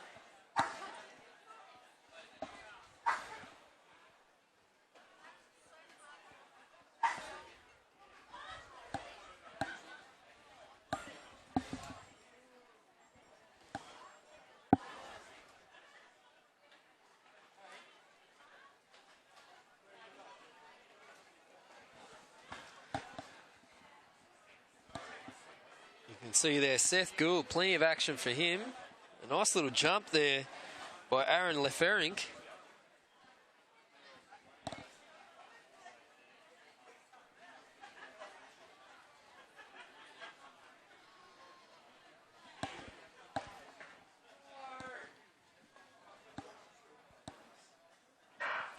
Away in this 100 metres on the outside, Church from the ACT running well, and the Victorian Leferink from New South Wales. Ellicott on the outside from the ACT. Jacob Church gets up.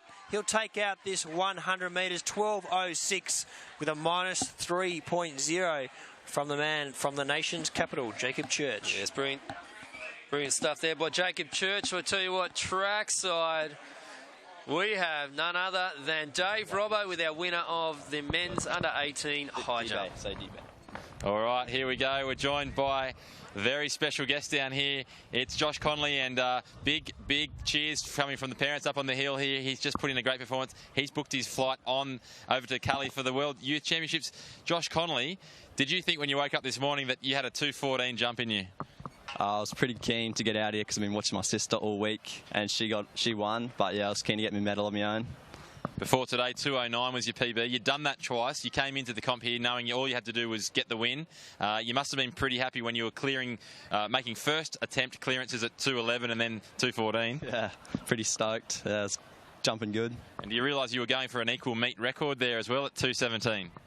Yeah, I didn't realise till second attempt, but yeah, just couldn't get over it. Cool. Yeah. And obviously inspired by Brandon Stark last night on the very same high jump mats there, doing some great things. Men's high jump is very strong at the moment in Australia. Yeah, it's going pretty good. Brandon's a good jumper, real good. All right, now, mate, difficult questions here. Do you know where Cali in Colombia is? Well, firstly, do you know where Colombia is? Kind of. Near Brazil, I think. So South America, very good. It's at the top. And do you know what the flag looks like? That. Very good. Congratulations. There you go.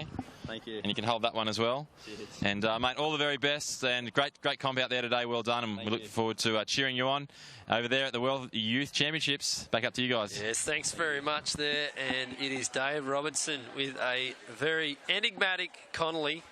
Maybe not, but the Queenslander took out today's event in the men's under-18s high jump, and he'll be heading over there to Cali, Colombia. Ever been to Colombia, Ollie Wurm? No, never been to Colombia, unfortunately. So it's a fantastic place, and no doubt many of these Aussies are going to get the chance to head over there. And just the starting lineup now for Heat 2 of the men's under-15 100 metres. We have Roach, Davis, Mabia, Niketia, Phillip and Isles. Junior Mabia, a pretty impressive athlete. Seen him very competitive as a junior. And Junior Mabia, one to watch.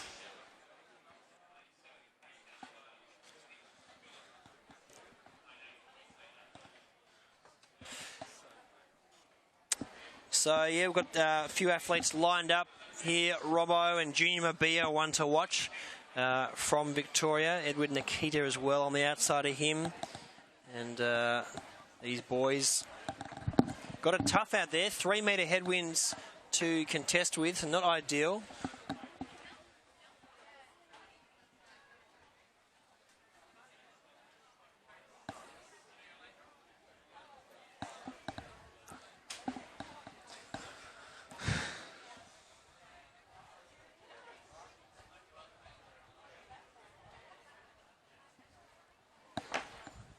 And the boys going into their blocks for our second heat of the men's 100 metres.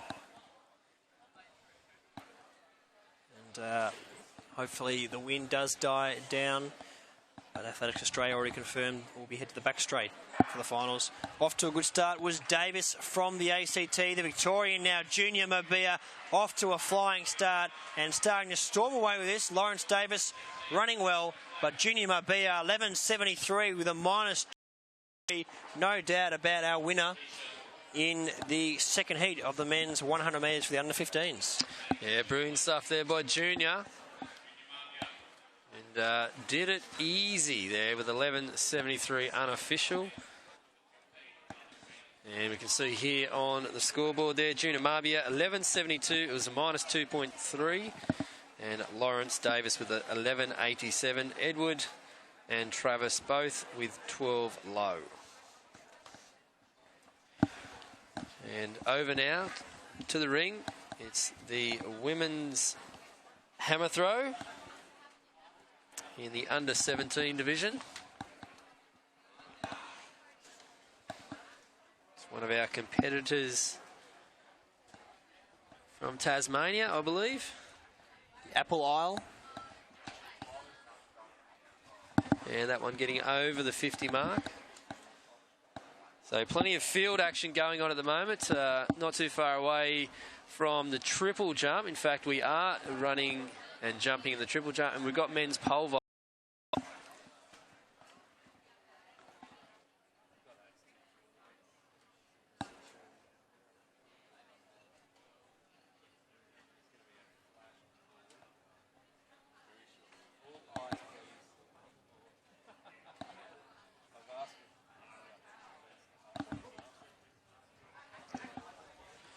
See the boys coming out for the medal ceremony of the men's high jump. And you can see Sandra Brisetto down there ready to present some medals. And Sandro Brisetto, of course, one of the all-time great coaches in Australian athletics and has coached many top athletes. Tim Forsyth, Joel Batten, another youngster coming through, and you can see the results on the board. 2:14, Josh Connolly, Grant Slazek, 2:09, and Brenton Foster, 2:09.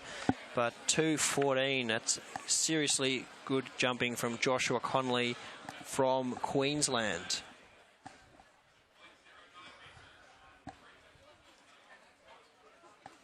And we've got some more high jumpers warming up down on the track, some of our younger high jumpers. And no doubt they'll be looking to emulate what we've seen this morning, which has been pretty impressive. And it's probably here in the background, sorry Ollie, but the Western Australian crowd very happy to see Sarlek there. Been a great meet for the Sarlek family. His brother yesterday took out the under-18s, under-20s rather, so fantastic stuff. And Josh Connolly, and it's always great to see a fellow ginger up there getting a gold medal. It's been very common.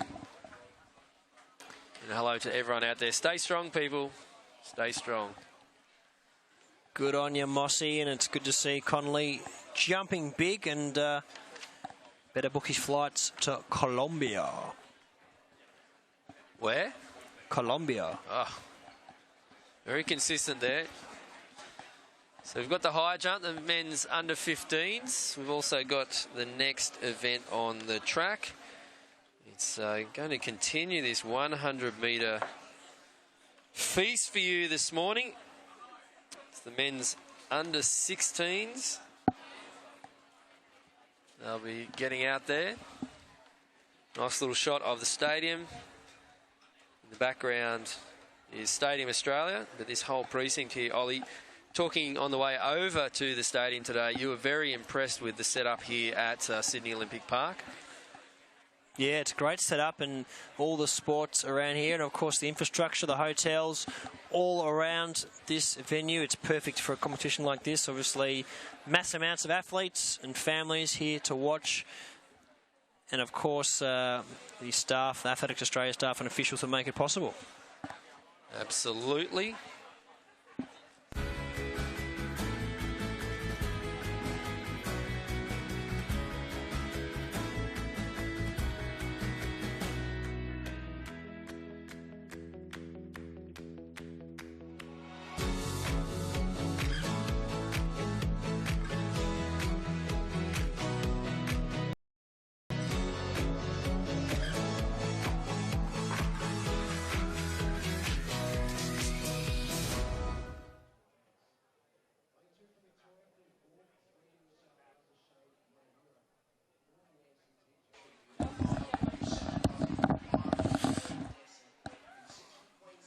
Here we go, we've got some more heats. Here we go, in the first of our under-16 men 100-metre preliminary heat number 1. Borg, Munawira, Beale, Hollingworth, Dess, Lohman, Use, Colgrave and Humphreys in lane 9 from Queensland. Ones to watch here will be Hollingworth, Dess and Lohman. Yeah, the boys going into their blocks. And we're in the starters' hands, full field. Hollingwood Descent is one to watch.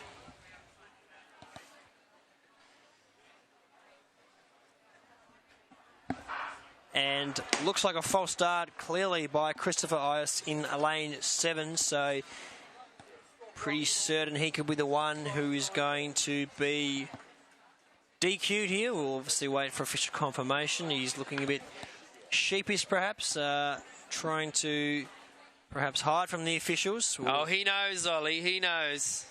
I may be wrong, but he's put his hand on his head and his teammates consoling with him. He's pretty upset off the track. He's shattered.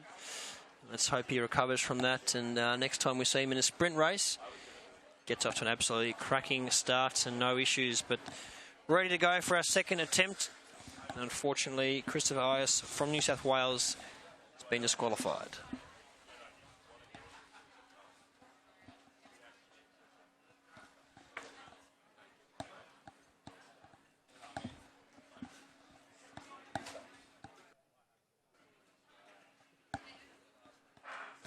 Away in this 100 metres on the outside, Humphreys from Queensland and Hollingsworth Descent running well. He's had a good weekend over numerous events and Hollingsworth Desert runs away with this 100 metres, 11.72 with a minus 2.5. A great run by the New South Welshman. Yes, brilliant stuff there by the only man in the entire field with a hyphen, Hollingworth Dessa from New South Wales.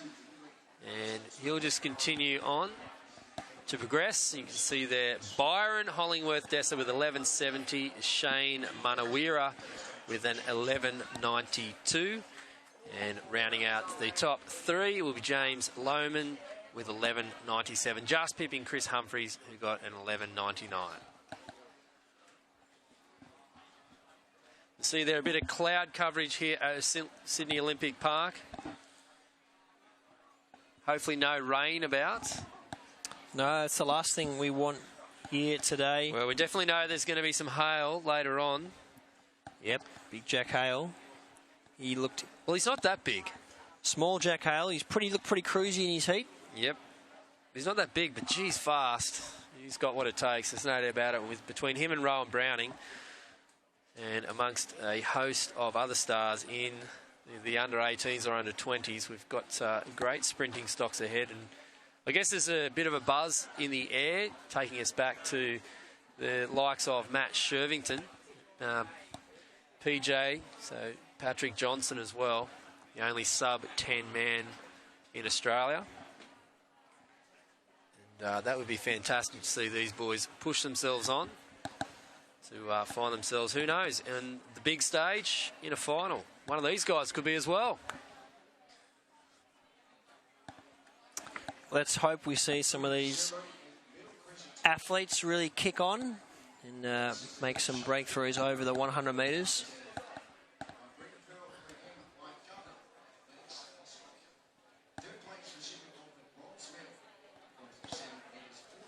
We might just duck over to the women's hammer throw. And that one getting out to just a tad over the 45 mark.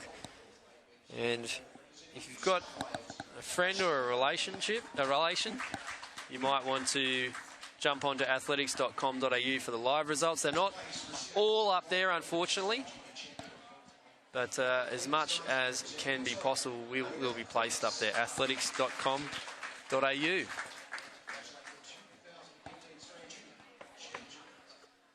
Yeah, we're just waiting for the start list to come up. Thank you. And it is Sheehan from ACT. For the Queenslander is Krushka, Cameron, Joy, Munyard, Darko, Bailey and Petherick from South Australia in lane 9. Yeah, the boys lining up for our second heat of the 100 metre sprint for the under-16 lads. And we did see last heat, unfortunately, disqualification. So let's hope these guys aren't too eager to get out there and don't jump the gun. And just don't want to see any disqualifications. Of course, the new rules by the IAAF. One false start and you're gone. Used to be one warning, but even for the juniors and of course our open athletes, one warning and unfortunately get disqualified.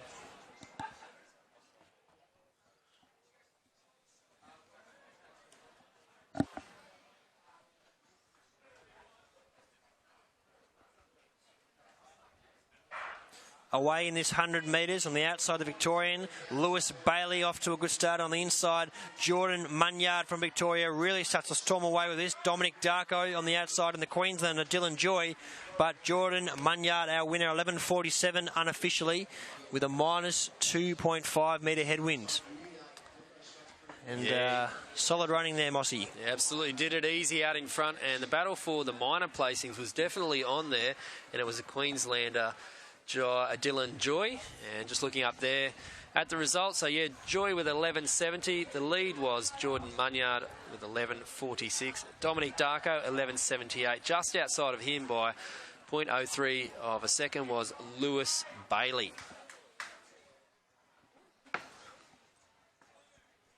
Yeah, impressive victory from Munyard, 11.46, and very impressive considering the winds out there.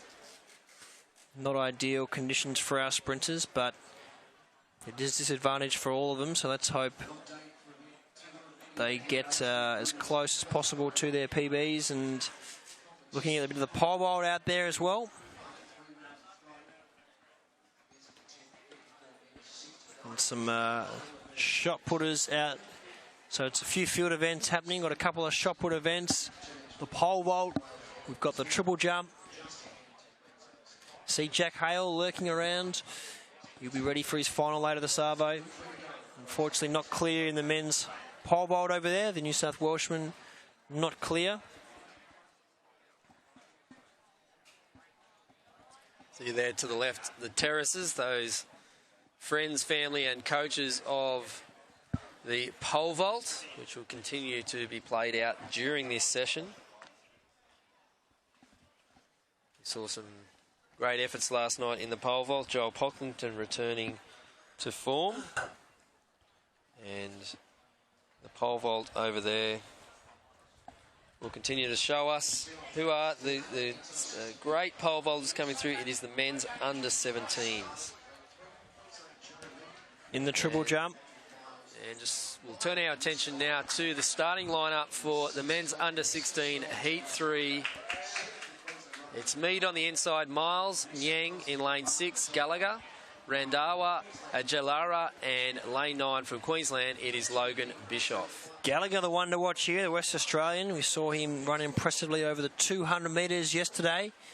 And no doubt he'll be wanting to pump out a good run here in the 100 metres today.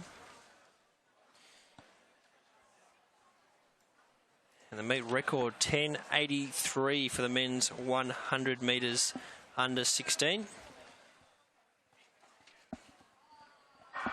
And away is Gallagher off to a good start. Agilra on the outside from New South Wales running well, and Bishkoff, but no doubt about our winner, James Gallagher. Dominant performance in this 100 metres. 11.37 with a minus 2.6. He is an impressive athlete. James Gallagher, the West Australian, gets the win. Wow, he just got out of the blocks and just tore away. That was a victory by around about the 15-metre mark by the West Australian, James Gallagher.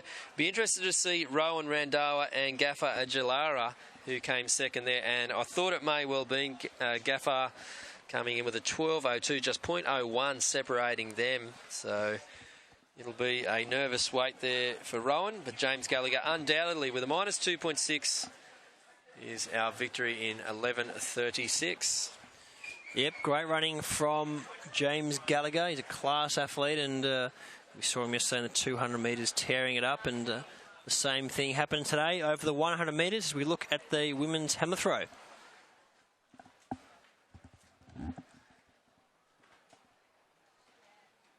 Yes, it's a nice one. That's got a fair bit of distance around that 47 mark. Unfortunately, we don't have lines stretching out across the field there to give us an indication. And that was our last of the preliminaries for the boys in the under-17s, and we will be under-16s rather. And the women's under-15s not too far away. We'll have 3 heats in that event. The national record, Debbie Wells in 1976, 11.30. Would that have been hand timed?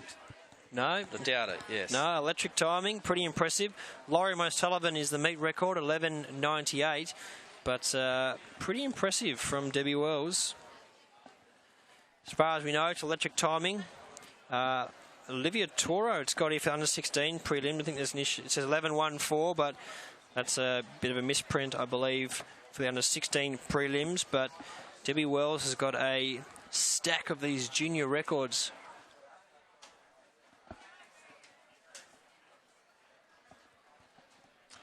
And here we go in for the finals.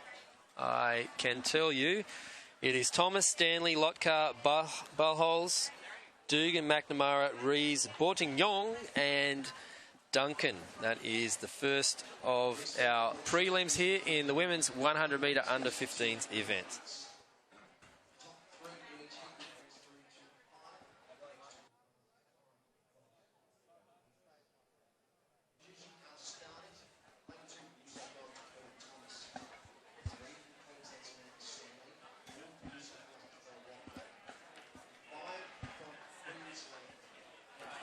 So the girls out there, 100 metre under 15 prelims, our first heat.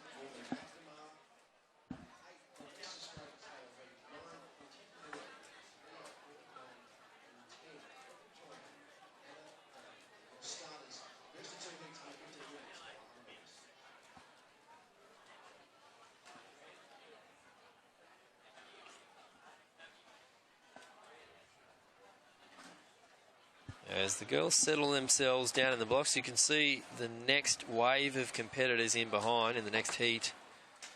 Getting the legs shaking them out. But this is our first of the women's under 16 preliminary heats. Over to Ollie Wurm. Thanks, Mossy. And the boys, so the girls down there, under 15, 100 metre prelims. Just a bit of unsettledness down, and the girls going into their blocks.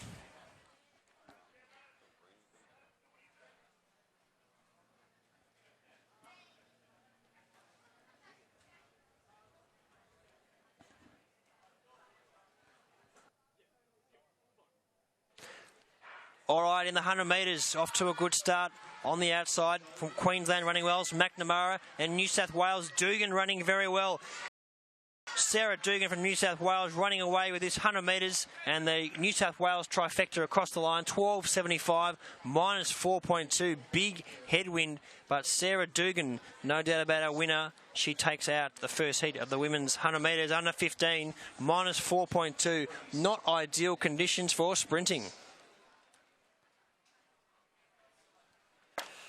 And let's hope for the afternoon it does swap around, and we are moving to the back straight, so there will be a bit of tailwind action for these sprinters. And let's hope that we can see some great performances. Hopefully 2.0 tailwinds would be ideal. That'd be fantastic. 2.0, and I know Maddie Beckenham, coach of Melbourne, behind us, is the kind of tailwind you're after. Yeah, unfortunately at the moment, you know, there's big headwinds out there, but they will be going to the back straight later. And as mentioned, the 2.0 tailwind what we're looking for, but at the moment it is just gusting around, minus 4.2. Last night as well wasn't ideal, and let's hope for Melbourne next week for the last leg of the tour before the national titles that we do get some good tailwind action.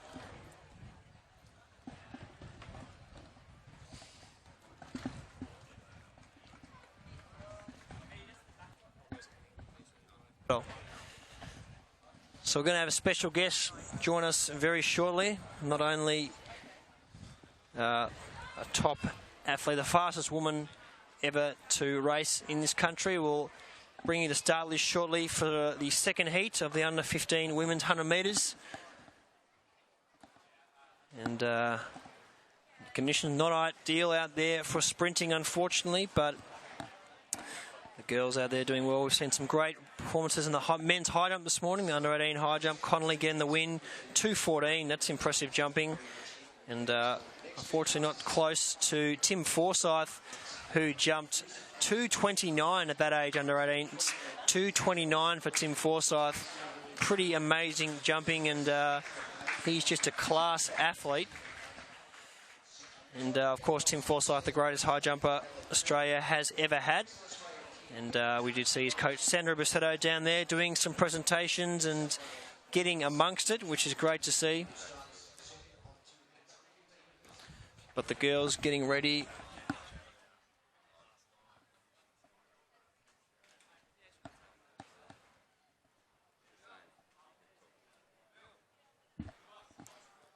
So the 100 metre girls going in their blocks, the second heat of the women's 100 metres under 15.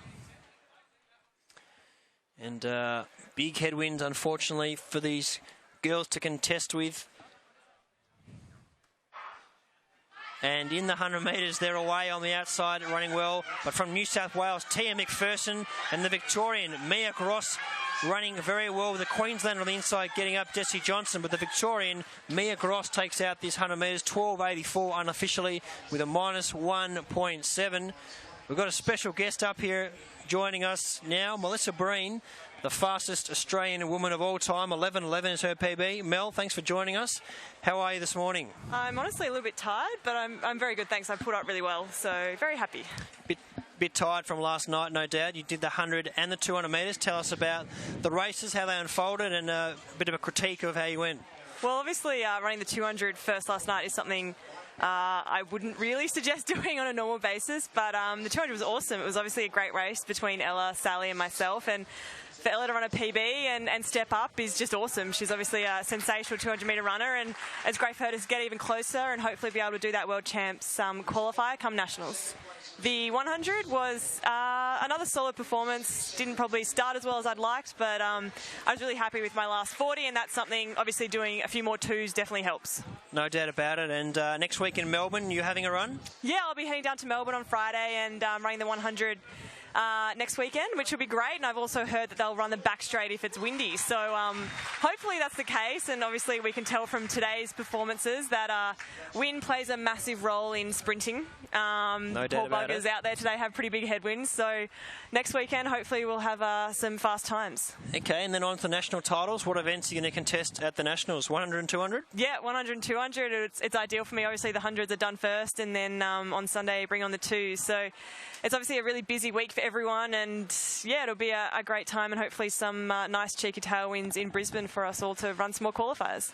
And the week after that, on to the stall gift. And this year, big prize money. Now, unfortunately for you, I mean, somewhat unfortunately, you won the stall gift a couple of years ago where the prize money was... I think I won about $2,500. $2,500. Imagine you just waited a couple of years, $40,000 first prize. Yeah, it's obviously a pretty big motivator to head down to stall and try and contest again. It's obviously a great initiative by Australia Post and the Stall Athletic Club to have equal prize money. It hasn't been done before at stall, so someone will be having a big novelty check at the end of the Easter Monday, and hopefully that'll be me. Otherwise, yeah, hopefully it's either Lauren Wells or myself. Yeah, Lauren Wells, she's going on the stall with you as well? Yeah, she'll hopefully have a really good mark. She's run some fast times at stall before, and she's obviously in great shape. Hopefully, yeah, either one of us can take the win, or anyone else from the Matty B department stable would be awesome. So just you're spruiking Lauren Wells, sorry, as a stall chance. Is that what you're saying? Or? Yeah, I'll put it out there now. Because you know me, obviously, I'll have to check the TAB depending if they have odds for the women's. Oh, they haven't. No They're odds. not doing a market up for the women's, unfortunately. Well, Matty B tweeted them, and they tweeted back saying, no, we won't be. Well, that's not really. That's unfortunate. It is. Equal prize money. It's going to be a big year, and I think there's a lot of interest this year, particularly given the state of female sprinting, where it's at. Obviously, got yourself, Ella Nelson, Sally Pearson, and you know, it'd be great to see. Finally, that you guys are all getting equal prize money, and it's going to be a great competition down at stall. Yeah, hopefully a lot of the girls head down there. There's obviously no reason why not. It's after Nationals. It's not interrupting anything, and yeah, you can win $40,000. So why wouldn't you want to kind of, I guess, get amongst it? As probably a quote from you from the past. Exactly, get amongst it, and no, and you're just doing the 120 women's down there, or anything else? I've entered the 70 and the 200, so it's always hard to tell with handicapping. I got run out in the heats last year, so entered a few events so that I can obviously get a few runs done over the carnival in case, yeah, my mark's too tight. And then I guess you're off to Japan, is that right? That's correct. Then I'll be heading off to Japan, and it's always been a good hunting ground for me for previous years, so hopefully it's deliver the goods again. No worries. We've got a race on the track here. Unfortunately, haven't seen the start list displayed for this event, so we do apologise. But Breenie, no doubt you raced in some under-15 events. Oh, yes, and I'm sure I got smashed. Yeah, great story. So we see the girls away in this 100 metres. The Queensland are off to a great start on the outside, with the Victorian starting to get into her running, and the South Australian on the inside. The Queenslanders and the New South Welsh athlete, 12:36 unofficially, minus 1.0. Apologies, it didn't have the start list there. So you were saying you got smashed as a junior. Yeah, I don't think... yeah, I was too good in that kind of age group when I was 13, 14. And, but, yeah, I always loved coming to all schools. I think, yeah, the first all schools I ever competed in junior nationals was up in Brisbane. And, yeah, I got run out in the heats. But it was enjoyable, and obviously you got to experience the good and the bad. Yeah, and I guess that made you a stronger person. And we know you're a quick athlete, and we just see the results on the board up there. Riley Day, 12.35. Katie DeVete, 12.40. And Tamara Hodden, 12.41. Minus 1.0, so nothing... We saw a minus 4.2 earlier, but a minus 1.0. Not ideal for the sprinters, but it's unfair. It's equal for everyone, I guess you could say. So... Yeah, it is equal for everyone, but it's also obviously disappointing when athletes want to come here and try and run personal best, and obviously not everyone can make the final, but if you can run a PB, then that's obviously a massive tick. And we have heard the reason it is on the home straight just for the heats is because the hammer throw is on, and apparently the hammer throw is close to the back straight there, so they couldn't switch it around for the heats, but it definitely will be on the back straight for the finals, and that's going to be an exciting afternoon. And doesn't feel too warm out here, unfortunately, but the likes of Jack Hale, hopefully we can see them pump out some quick times. And Brini, what's on for the afternoon for you? Just watching your athletes and then back to the nation's capital? Yep, drive back with my coach, Matty B, and back into normal life tomorrow. So just a relaxing day, no training for me, and just a good night's sleep tonight. I'm sure I'll sleep up probably about 12 hours tonight. And you both drive Audis now. How's the car going for you? Oh, my car's wonderful. Yeah, we came in Matty's car this time just because it's obviously a bit bigger and maybe slightly more comfortable. But it's great to be able to drive my little A1 around Canberra. It's perfect for me. And you've got an A1. He's got an A. On S3. S3, ooh. Yeah, it's much faster than mine. There you go. Well, I'm sure Matty looks after it, but there you go. So you're lucky to have some good sponsors in your career, aren't you? Yeah, I've been extremely blessed, and obviously, the faster you run, the more money you make, and the more people want to get around you. So I'm obviously very grateful for that. But also remember the people that are around when, you're not going too well. They're the true believers, I guess. Yeah, no doubt about it. Well, Mel, thank you for joining us. All the best for the rest of the tour, the national titles, and of course Stall and the World Championship as well, which I'm sure is the main focus for you. Thank you very much, Ollie.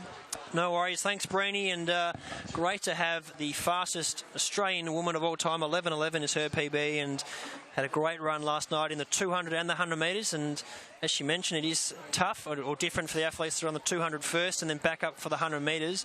But Mel Breen made it look pretty easy out there, and great to have the likes of her in our commentary box giving us their insight. And the women's 100 metre heat number 2 under 16, Thring, Otway, D. Palantonio, Connolly, Figuera, Mannix, Power and Olsen from Victoria out of lane 8. And it looks like we do have a scratching, and that one is Mannix Power from New South Wales.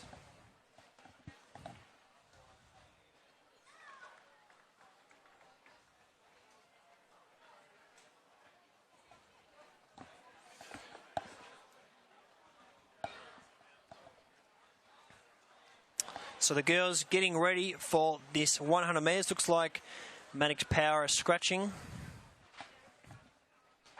Away in this 100 metres, the Queenslander Anna Connolly running very well, getting off to a good start. The Victorian on her outside. Figuera tries to get closer, but no doubt about our winner, Ella Connolly, getting the win. 12.50 unofficially with a minus 3.4 metre headwind. So the headwind has picked up a little bit for these women's 100 metre under 16 metre prelims. And a bit of a crowd growing here. Last night we had a great crowd here, as we see the results displayed on the board there, Mossy. But last night we had a great crowd here, and they saw a bit of a spectacle, seeing, well, I think my highlight was obviously Brandon Stark, but also the greatest 800 metre runner of all time, David Rudisha, a bit of a gentleman, giving us, I guess, a lesson on how to run 800 metres. Absolutely, and it was sensational stuff there by David Rudisha last night. And we just spoke to Mel Breen as well. She's starting to look really strong coming into the form. And I'm looking forward to the Nationals in a couple of weeks. And I think it's going to be a massive showdown. Yeah, going to be some great showdowns throughout the season. And, of course, we see also on the 200 metres last night, Nelson, Breen and Pearson came in third. That was a great head-to-head battle, and we do always see great battles between Pearson and Breen as well over the 100 metres. And in the 200 metres, Ella Nelson, who's probably hasn't got as much credit as what she perhaps has done. She's obviously the 200-metre queen, I guess you could say. Whereas Melissa Breen obviously specialises in the 100 metres, the fastest of all time, and then Sally Pearson, a specialist hurdler. So Ella Nelson really starting to pick things up. As we see there on the screen, Heat 3 of the women's under-16 100 metres from Queensland. It is Jessica Kirby, Ella Squires from Victoria, Claire DeSalis from the Australian Capital Territory. From New South Wales in lane 5, it's Maisie Stevens. The Queenslander in lane 6 is Paris Urban.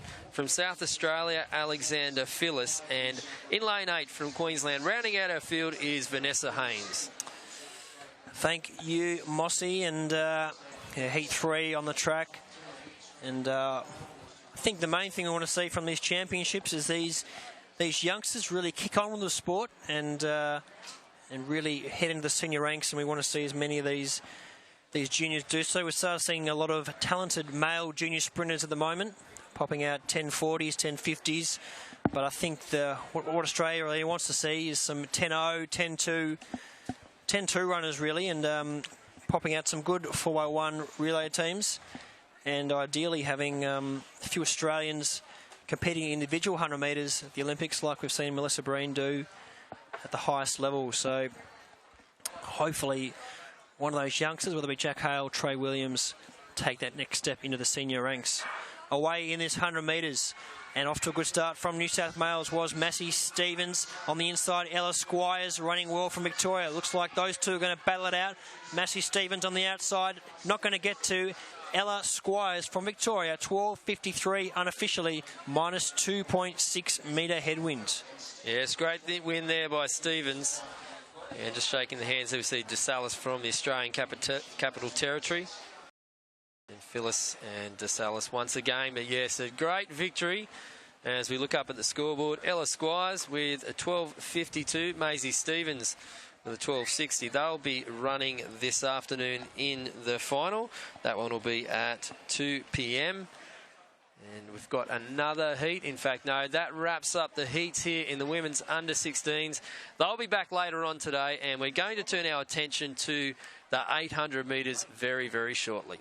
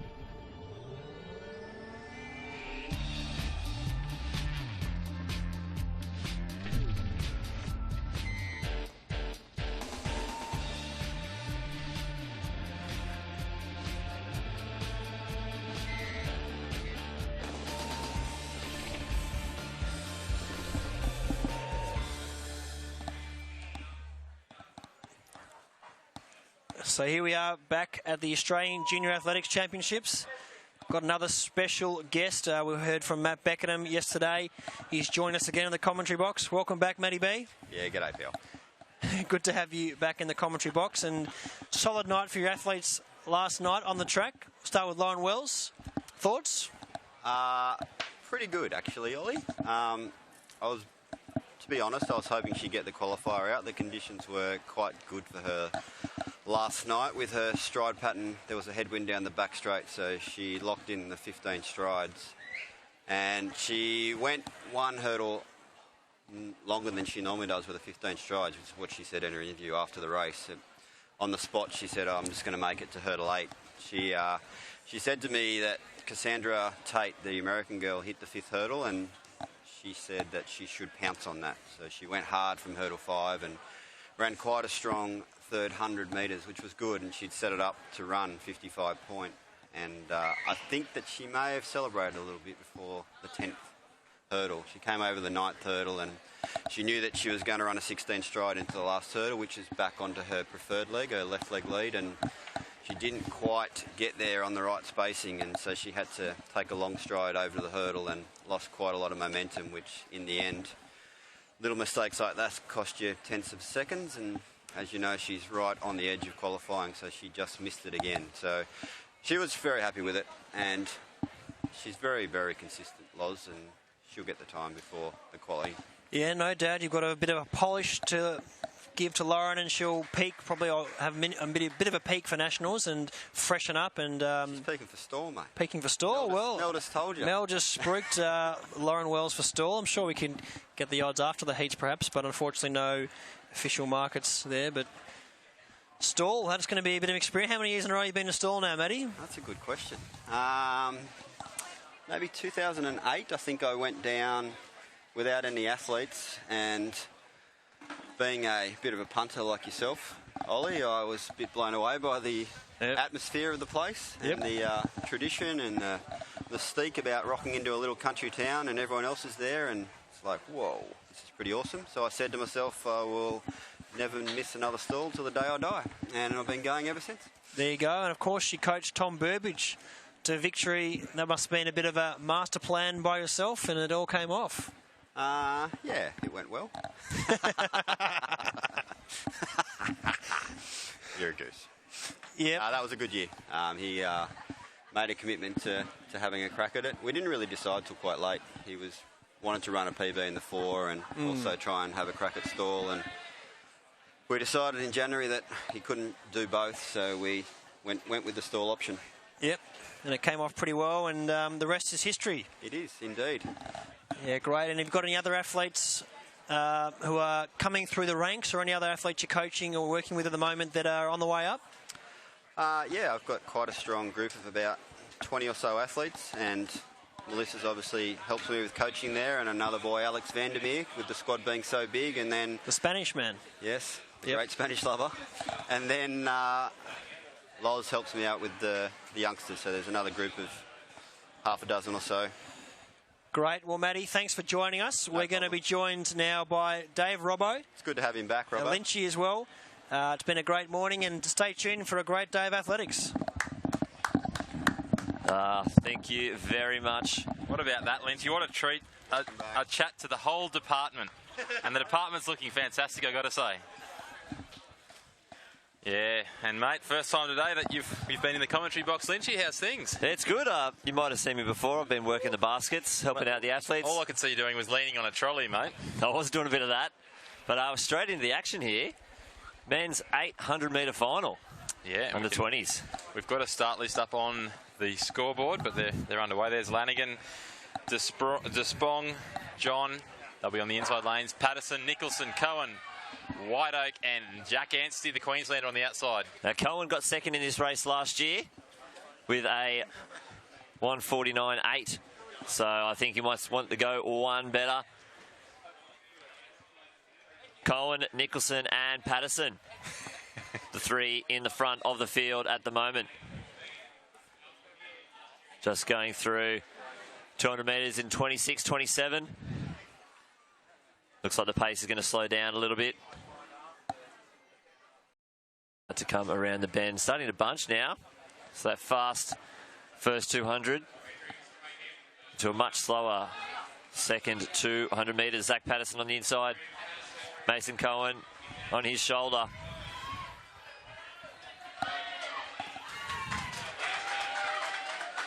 Almost 5 wide here.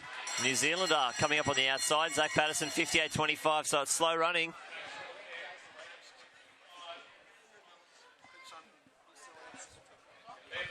Ryan Patterson, of course, getting confused with his older brother Zach, who won the 1,500 metres last year. Wouldn't be the first time, Lynchy. No, that's all right. Patterson out in front. Let me just stick with his last name. That'll be a lot easier. Cohen. Now they're starting to really, really wind it up. Queenslander on the outside has kicked early with 2:20 to go, and he's blown this race wide open. Very Brittany McGee. There he is. He watched the 800 last night at the Track Classic. Patterson coming around on the outside. Mason Cohen fighting hard. These three are pulling away from the rest of the field. Mason's going wide. Patterson's gone into the lead. Here comes Mason Cohen. Can Patterson hold on? The crowd is lifting. Cohen, second last year. Can he find his way around? Patterson is going to take the win, and he has won 53.40. Cohen having to settle for another silver medal in the under 20 800 metres. Well, I reckon each one of those runners would have been inspired by David Rudish's run out here on this same track, Lynchy, and they've come home there, all guns blazing. You could tell there 90 metres to go. It was all grit and determination, but Ryan Patterson doing just enough to hold on in that one. So great run there from Mason Cohen as well. They've run quicker than those times, I think. Certainly have. Mason ran 1:49.8 last year, so certainly run faster. But Hugh Nicholson coming back, as we see. The Queen blew this race apart, and it's good for the race though. It's, you know, he paid the price for it, Lynchy, but he rolled the dice, and let's see what happens here as Patterson comes around, and then look at Cohen there. Pretty stocky fella for 800 metres runner there, Lynchy. Yeah, certainly, and you might see Nicholson, the Tasmanian, in the back fighting hard, and he did enough to hold on for bronze. But Cohen really, really battling there. Patterson just had enough to take the win.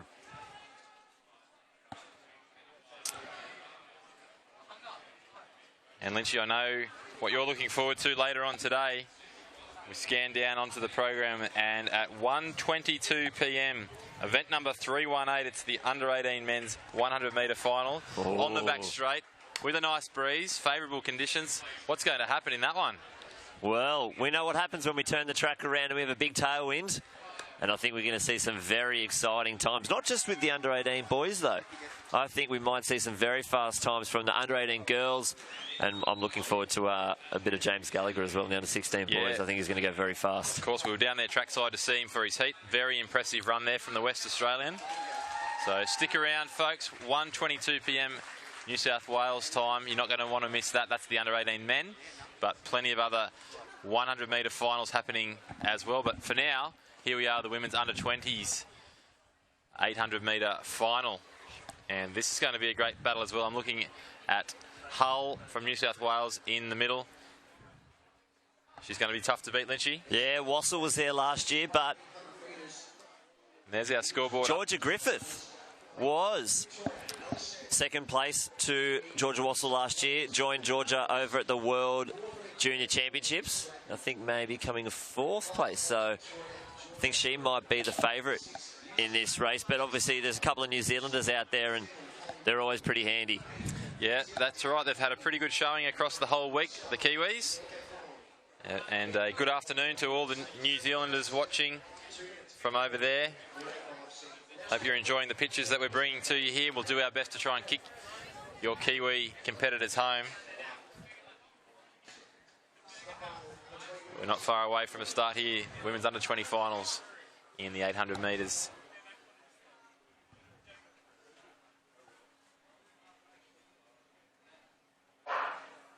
All right, we're away nice and fast. Keep an eye on Georgia Griffith wearing the hip number 5, and Jess Hull with the hip number 6. Elle Sanford from Victoria having the best of the starts there, and Claudia as well. Kim Hallows from New South Wales getting a nice quick pace at the start there, but there's Georgia Griffith moving into the lead. 3 Victorians there at the moment. And just a quick one, the under-20s women's national record. Lynchy, well, I'll tell you what, it's red hot, 2:01.1, and our senior 800-metre women wouldn't mind knocking off a time like that at the moment. Yeah, exactly. I don't think that'll get touched tonight, but... And that was Michelle Baumgartner all the way back in 1982. Oh. So that one has stood the test of time almost as long as Charlene Rendina's senior national record, 1:59. But here we go. On the track, they're going to take the bell lap here. There's Georgia Griffith out in front, followed by the two New Zealanders, Holly Manning and Taryn Deving. 63.61 seconds for that first lap there. But Georgia Griffith's got this race under control at the moment. A little bit of back to another Victorian. So it's Victoria holding down the first two Australian positions at the moment. Victoria, New Zealand, Victoria, New Zealand, and New South Wales. Here we go. Around 200 metres left. Georgia Griffith, 5 metres back to the New Zealander, Manning, and her compatriot, Claudia Van Straten. But Georgia Griffith's, it's her race to lose from here as she comes down into the home straight. 90 metres left. Georgia Griffith, silver last year, having a look around. She's got this race sewn up. Jess Hull making a big run home at the end. She's trying to get up into the silver medal position. Manning from New Zealand will take the second across the line. But Georgia Griffiths is going to be your national champion. Jess Hull coming over for second place. Claudia Van Straten, fourth over the line, but the third Australian. 2:07.04, unofficial for Georgia Griffiths. Yeah, and a tidy time run there as well, Lynchy. So, gold medal to Griffiths. Yeah, championship racing. Went to the front early and really took control of that race. 2:07.02 now the official time there. 2:07.83 for Holly Manning, and Jess Hull will take the bronze medal in 2:08.83. Well, second Australian, Holly Manning, the New Zealander. Of course. So Claudia Van Straten from Victoria getting the bronze. Good to see. So there we go. That's the 800 metres wrapped up there. And Lynchy, as we wind down to the final stages of this extended morning session, well, I can tell you what, it's been hit after hit, and it will continue to roll on. We're only getting having a very short break, just enough time to maybe head off to the toilet, grab a quick bite to eat, and we'll be coming back at 1 p.m. today to kick off our extended afternoon session as well. And we're taking you right through till the close of play, which will be up to 4 o'clock today, so about 4:15.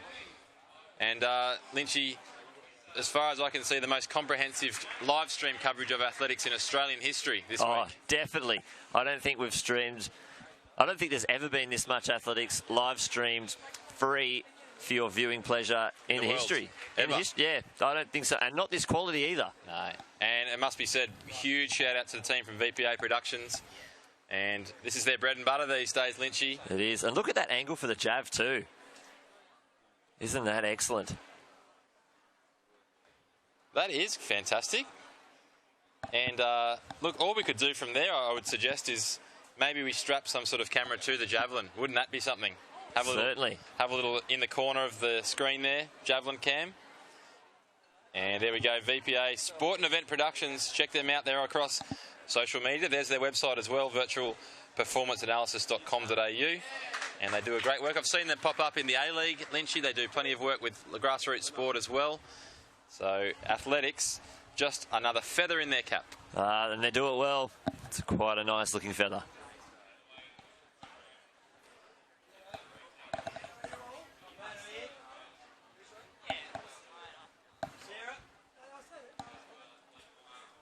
And we're looking at some pictures here of the under-14 boys high jump. And bars at 1:57. Oh, good clearance. It's going to need to be high to test that young fella from New South Wales. Meet record for that is 186 from David Snowden, done in 2008. And don't rule that out, Lynchy, the way things have been going. Brandon Stark jumping last night, PB. And then we had Josh Conley from Queensland getting his automatic selection for the World Youth Championships by virtue of his win and his third qualifier as well. So it's been a lucky high jump, Matt. There we go. Just going about their business here in the early stages of the boys under 14s high jump. There's javelin happening just next to them there. Yeah, that's the men's under 15 javelin final. And up soon, we're going to see some more 800 metres, under 15 men's, under 16 men's, and the women's as well. And possibly they will be the last 4 races of the stream.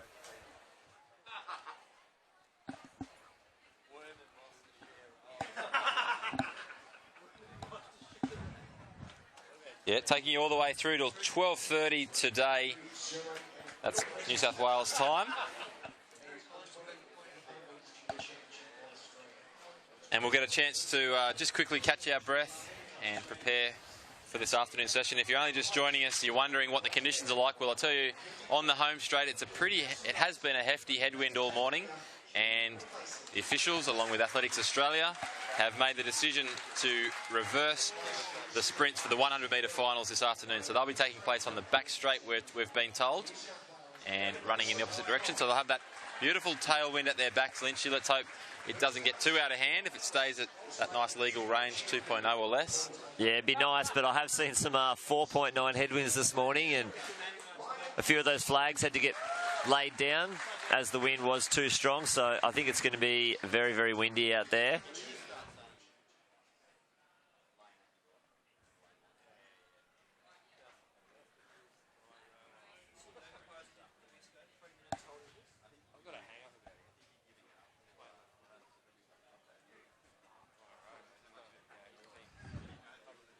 Heard a rumour that the wind is actually supposed to pick up, so could be even 45 k's an hour later on. Not sure how that works for metres per second.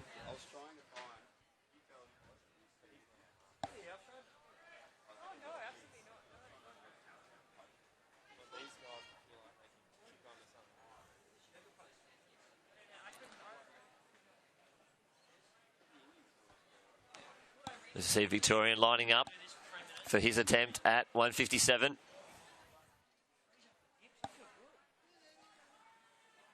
Ooh, 159, sorry. The bar has gone up. Got 2 more attempts for that athlete there.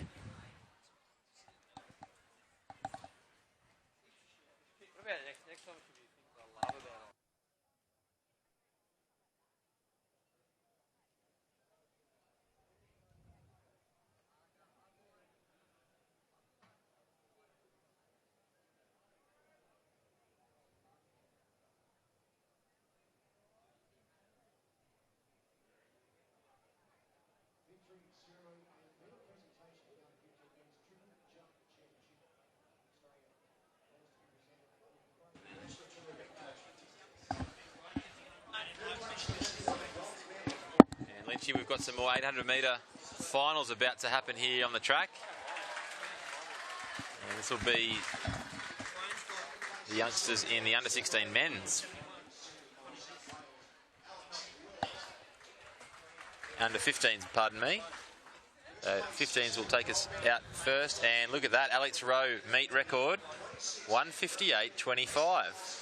A young Alex Rowe, 2006, so it's going back a little while. And yeah, very, very quick. 158.25. I think he will beat that in his warm-up these days. Easily. And here we have start list for this race. And Stevenson from Tibbles, McGrory, Spencer, Miller, Vanzino, Young, and Luke Shaw from Western Australia round out the final. Good to see a good spread of all the states. Once again, it seems consistent. And territories, sorry. It seems to work that way a lot of the time. And I wonder if there's a bit of banter out there on the track, you know. Come on, sand gropers, cockroaches. Cane toads, yeah. Mexicans. That's right. Swans. The Ouijies, Taswegians. What do you call the people from ACT? Sir? Mister? I don't know. Maybe you could write in and tell us. Use the hashtag AJCAC. Sorry. Don't use that one. What is it? It's been a long weekend. AJAC 15. AJAC 15. Oh, AJAC, that's right. A little bit unsteady there. New South Wales trying to get a head start.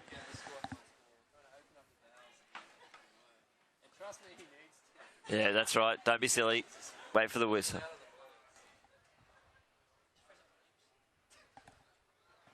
As we get things underway here in this under-15s 800-metre final. And Lynch, I've got the ACT flag in front of me here, and it's got a couple of animals on there. Maybe the locals could tell us. Are they geese?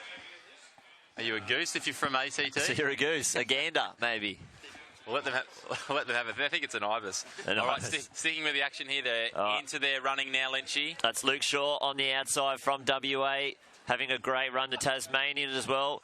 Van Zeno and South Australian was up the front, but they're really getting tied up there. But that is the WA athlete, Tibbles. Oh, sorry, no, that's Luke Shaw leading the way, followed by Spencer from Victoria. And the ACT athlete, McGrory, tucked in just on their shoulder. The Queensland runner, Benjamin Stevenson, moving wide. Very slow. Championship racing again. As they come down into the home straight. Stevenson pushing the pace now, up on the shoulder of Shaw. Looking very, very comfortable. 1:03.54. And McGrory from ACT, he's starting to wind it up. And the New South Wales athlete, Young. But it is McGrory and Shaw. They're going to lead 300 metres to go. McGrory is winding it. Young coming back, going past Stevenson, the Queenslander. And Young is tucking in behind ACT athlete in the blue and the gold. 200 metres left. 1:58 meet record from Alexander Rowe in 2006. But McGrory winding it up. Big late charge there from Adam Spencer of Victoria. He's about to go past Young from New South Wales, and he might be able to keep his running going and make all the way past McGrory from the ACT. He's fighting back, but this is Spencer. Adam Spencer from Victoria, streaking away in the bright orange spikes. McGrory's going to hold on for silver, but Spencer, 2:02.56. McGrory in silver, and Young taking the bronze. Congratulations. Good kick from the Victorian as they come off the bend. Yeah, well, the Victorian boys. So literally the Victorian boys are doing well in the 800s.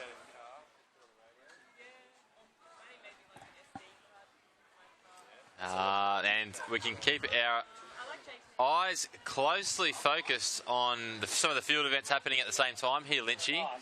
And we've got under-18s shot put taking place.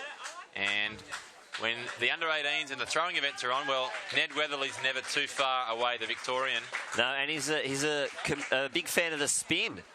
He doesn't mind a spin, getting a PB in the 20s shot, so I think we're looking for a big PB for him. And you might have seen a bit of unsteadiness from the New South Wales athlete earlier. That was due to a loud grunt. A Weatherly grunt. A Weatherly grunt. A clap of thunder from the weatherman.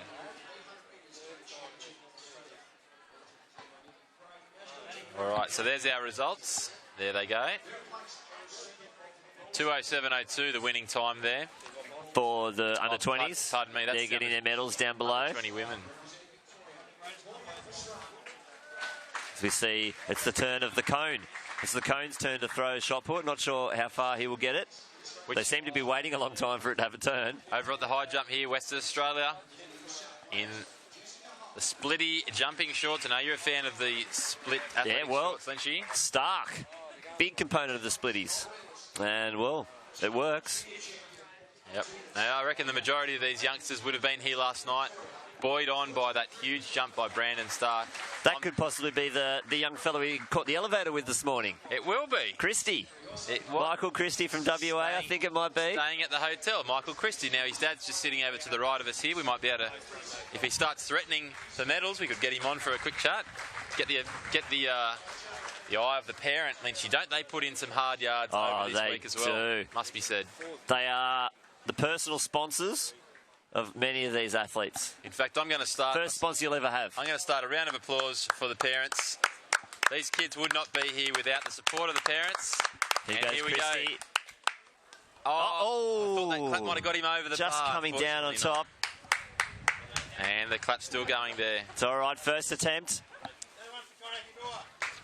I think Lynchy, if we think about the sport of athletics in Australia, well, the parents play a huge role in keeping the sport healthy. This is the future crop of athletes. These are going to be our Olympians. I'm liking the look of this. Kobe Sharp. Looking very sharp as he clears that bar. He's got that Stark-like bend at the back. I don't know how Brandon Stark can contort his body in that way. And on the screen here now, it's time for the next in our 800-metre finals. This is the men's under-16s. And it will be Williams in lane 2.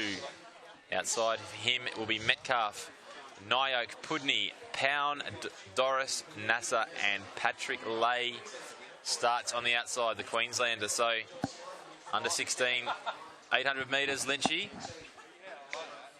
Yeah, I reckon, I think I saw Nyoke last night.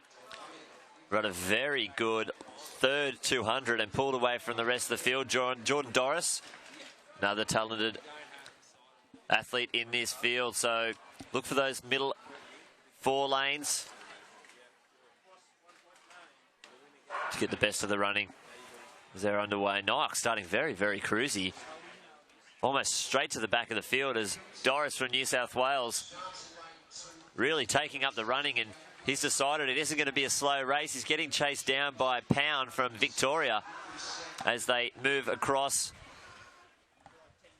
Yeah, and just looking down the start list here, Lynchy. Well, Jordan Doris, the only one with a preliminary time under 2 minutes. He 59.55. So maybe that's an indication of where we're going to see the strength in this field. Yeah, Doris and Metcalf at the front there at the moment, just slowly shadowed by. Perfect timing in the pole vault. Good work on the pole vault. Waited for the runners to come round. Thought, I'm on the live stream. What a time to make a clearance. Oh, he's done well. New South Wales athletes at the front. Doris in the middle. Metcalf on his inside. And Pound on the outside. Nyoke as well as Nasser there. All the way across. Throw a blanket over him, Lynchy. 59.81 through for the first lap. Metcalf inside. Doris on the outside. Someone's going to have to make a move very soon again. Only 5 metres between there, but it looks like Nyoke from Victoria. He's starting to open up his stride. Doris using his turnover. It's turnover versus stride length here down the back straight. Doris at the front, Nyoke at the back. These two really starting to pull away. 200 metres to go. We might be able to see a sub 2 minute race here. They're going to fight into the headwind, but Doris still turning those legs over. Pound in third place, Nyoke in second. And there's a move there from another Victorian. It could be Victoria in the minor medals. Nyoke opening up down the home straight. Doris fighting, but Nyoke might be too strong. Doris is going to hold on. Is he going to hold on? The turnover is going to take this out, and he's a very fast time, 1:58.19. Nyoke getting the silver medal, and Sam Williams, great work from Victoria as well, getting the bronze. We might have a few boys under 2 minutes there. Very happy. Yeah, look, very exciting indeed there, and what a finish all the way to the line there, Lynchy. I thought Nyoke might keep coming, but he seemed to only have that one burst, and when that didn't work, well, it was all Jordan Doris. There it is, 1:58.17 for first, 1:58.93 for second, and 2:00.07 for Sam Williams in bronze. Oh, I'm sure he's probably happy with that PB, but there's some good sportsmanship there. Silver medalist helping the Queenslander off the track and getting him there. Medical staff not having to do much just there. Let the athletes do it. Nyoke doing all the work there, and yeah, great to see them looking after each other at the end of the race. Do battle on the track, Lynchy, and when it's done, we shake hands and that's pat right. ourselves on the back. As soon as you cross the line, leave it out there. And the West Australian, just off the camera there, the young West Australian, our boy from the hotel, Lynchy. Christie. Young Christie, well, he is punching the air in delight because he has cleared his jump there. There he is. There he is. That is definitely the young fellow who caught the elevator with us this morning. Well, if he look at this. He's pumped up. He's probably not aware he's getting the coverage on the stream here at the moment, but I'll tell you what put him in good stead, Lynchy. Oh, there's Dad or Coach. Was he ran the length of the hallway to get to the elevator this morning, and I think that's what, to me, that showed a sign that he was on song. Competition begins as soon as you step out the front door. Why not warm up with a quick, 50-metre sprint down to the elevators? He was actually wearing what he's wearing exactly right now. He's his splitties, his singlet and his jacket. He's very stoked with that clearance at 161. Yeah, we might find out just where that sits in terms of his career. And there's that jump there, just a miss, but Ned Weatherly. Big spin. Everywhere you go, you always take the Weatherly with you. And here we go, using the red shot. He's happy with it. Let's get a shot of Ned Weatherly because his celebrations are something to behold. And fixing up the top knot there. I think he's going to go big once he clears this yellow line. And what's that yellow line all about, Lynchy? 19:21. That is the World Youth qualifying mark. And he's pretty stoked. He's high-fiving. We've got the all clear. He's hearing it now. We'd love a bit of board work there. They're into the... Is there a board down there?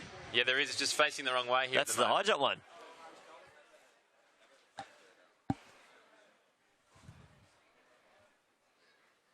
Maybe they're going to use a Sky Rider for this one. They should if it's big.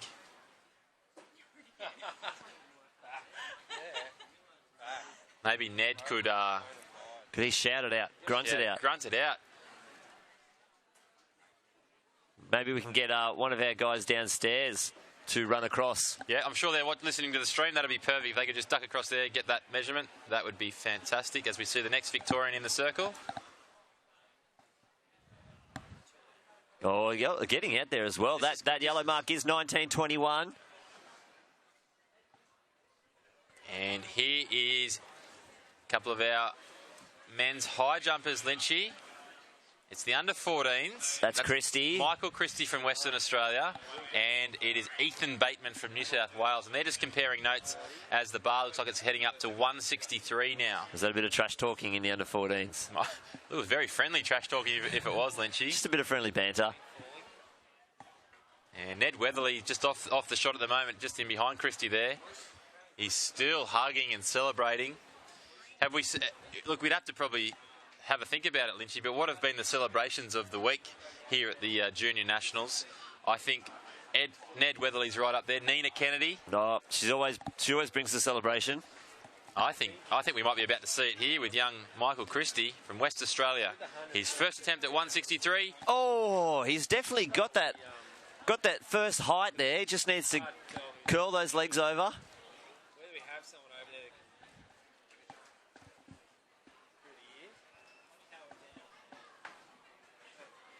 And I reckon, not sure what round they're up to. I don't think this started too long ago, so we could see a few more very, very long puts. We're just hearing word there from our hard-working assistants down there in the VPA tent. 19:17, Lynchy. Oh, 4 centimetres off that World Youth qualifier. Oh, that's agonisingly close. No one actually has got that put out there for that qualifier yet, so he would be the Lone Ranger if he can get it out a little bit further.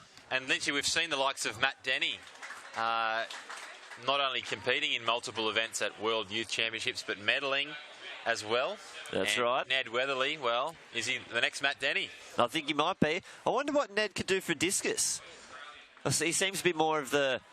He works with the ball bearings. He does. He works with the more... We've got our spherical implements. He does. He likes them. But here we go. Women's under 15 800-metre start list. Dixon, Wilkins, Presser, Blackwell, Grinbergs, Crouch, Campton and Harvey. And they are our starters in this medal race, the under 15 women's. So there'll just be a little pause in that under 14 boys high jump while this race takes place. 2-lap event. And right now we're seeing we've got some javelin action and we've got some pole vault action still happening at the northern end as well. The flags are blowing, as you might be able to see there in the background, coming from the southeast. Few athletes in this with PBs around that 2:16 mark.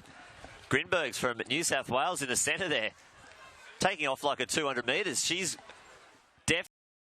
as they get down, but Presser is tight on her back as they cut across. It's going to be Grimberg's with Eliza Harvey, the other New South Welsh woman, on the outside, and a couple of Queenslanders tucking in as well as they settle into their running. It's Grimberg's, Campton, Crouch, and Presser.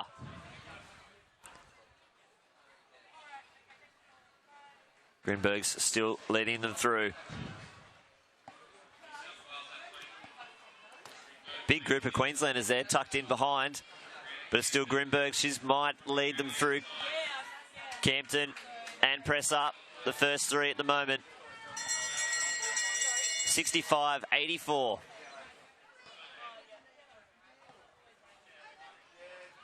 Like we've seen many times today. Still a very tight pack as they come around with 300 metres to go. Presser moving onto the shoulder of Grimberg's.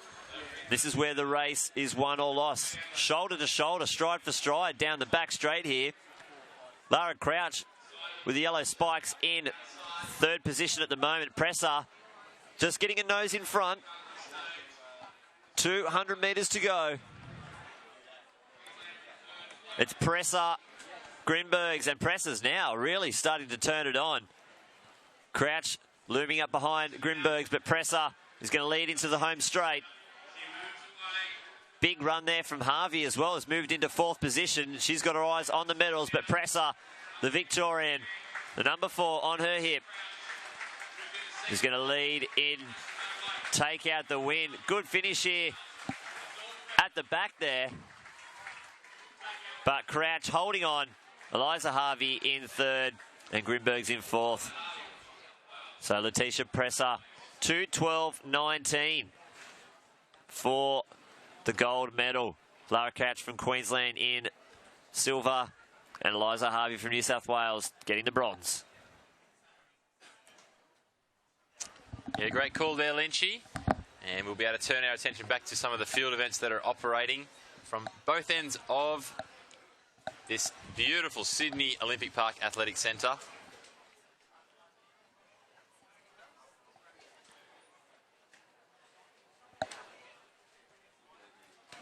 And we're just sticking here with the men's javelin. This is Edgerton from Victoria. And not a bad jab. Good release there, Lynchy. Very smooth. 40 metres. And I want to have a look at some more high jump shortly. I think we has that bar just gone up a little bit there, perhaps? I think our young men might. 67. Definitely, it's gone up a fair bit. Cody Sharp. Young Cody Sharp. Well, he's not the tallest in the field. In fact, I'd say he would be at a bit of a disadvantage. But to me, he's looked the smoothest. He does. It's all about technique out there. A bit of dancing from Bateman there. Hey, you're on the stream. Oh, quick. He doesn't mind a bit of a chat, Bateman, before they jump. Oh, he's going to try to jump over Sharp. Well, why not? Put him off. Well, Sharp's only 166. So I think he is. Basically, he's just using He's just him. like, yeah, that's where I got to get. I've just got to get over you, mate. Actually, can you just stand there? Yeah, thanks for the practice. We might see if we can get young Sharp to go and stand next to the bar there and see how high he really is. Now, the results here, Lynchy, Presser, Crouch, Harvey. They will be where the medals are handed out. 2:12.16 the winning time there, 2:14.39 and 69 for second and third. Here we go. Sharp. Oh, liking that a lot, Lynchy. Smooth. Sharp in name, sharp in nature. Yep. Very sharp. Razor sharp. Razor. It's his middle name. No, that's his nickname. He gets that at school. Good jumping from Razors. Here comes Bateman. Oh, And he's over as well. 52.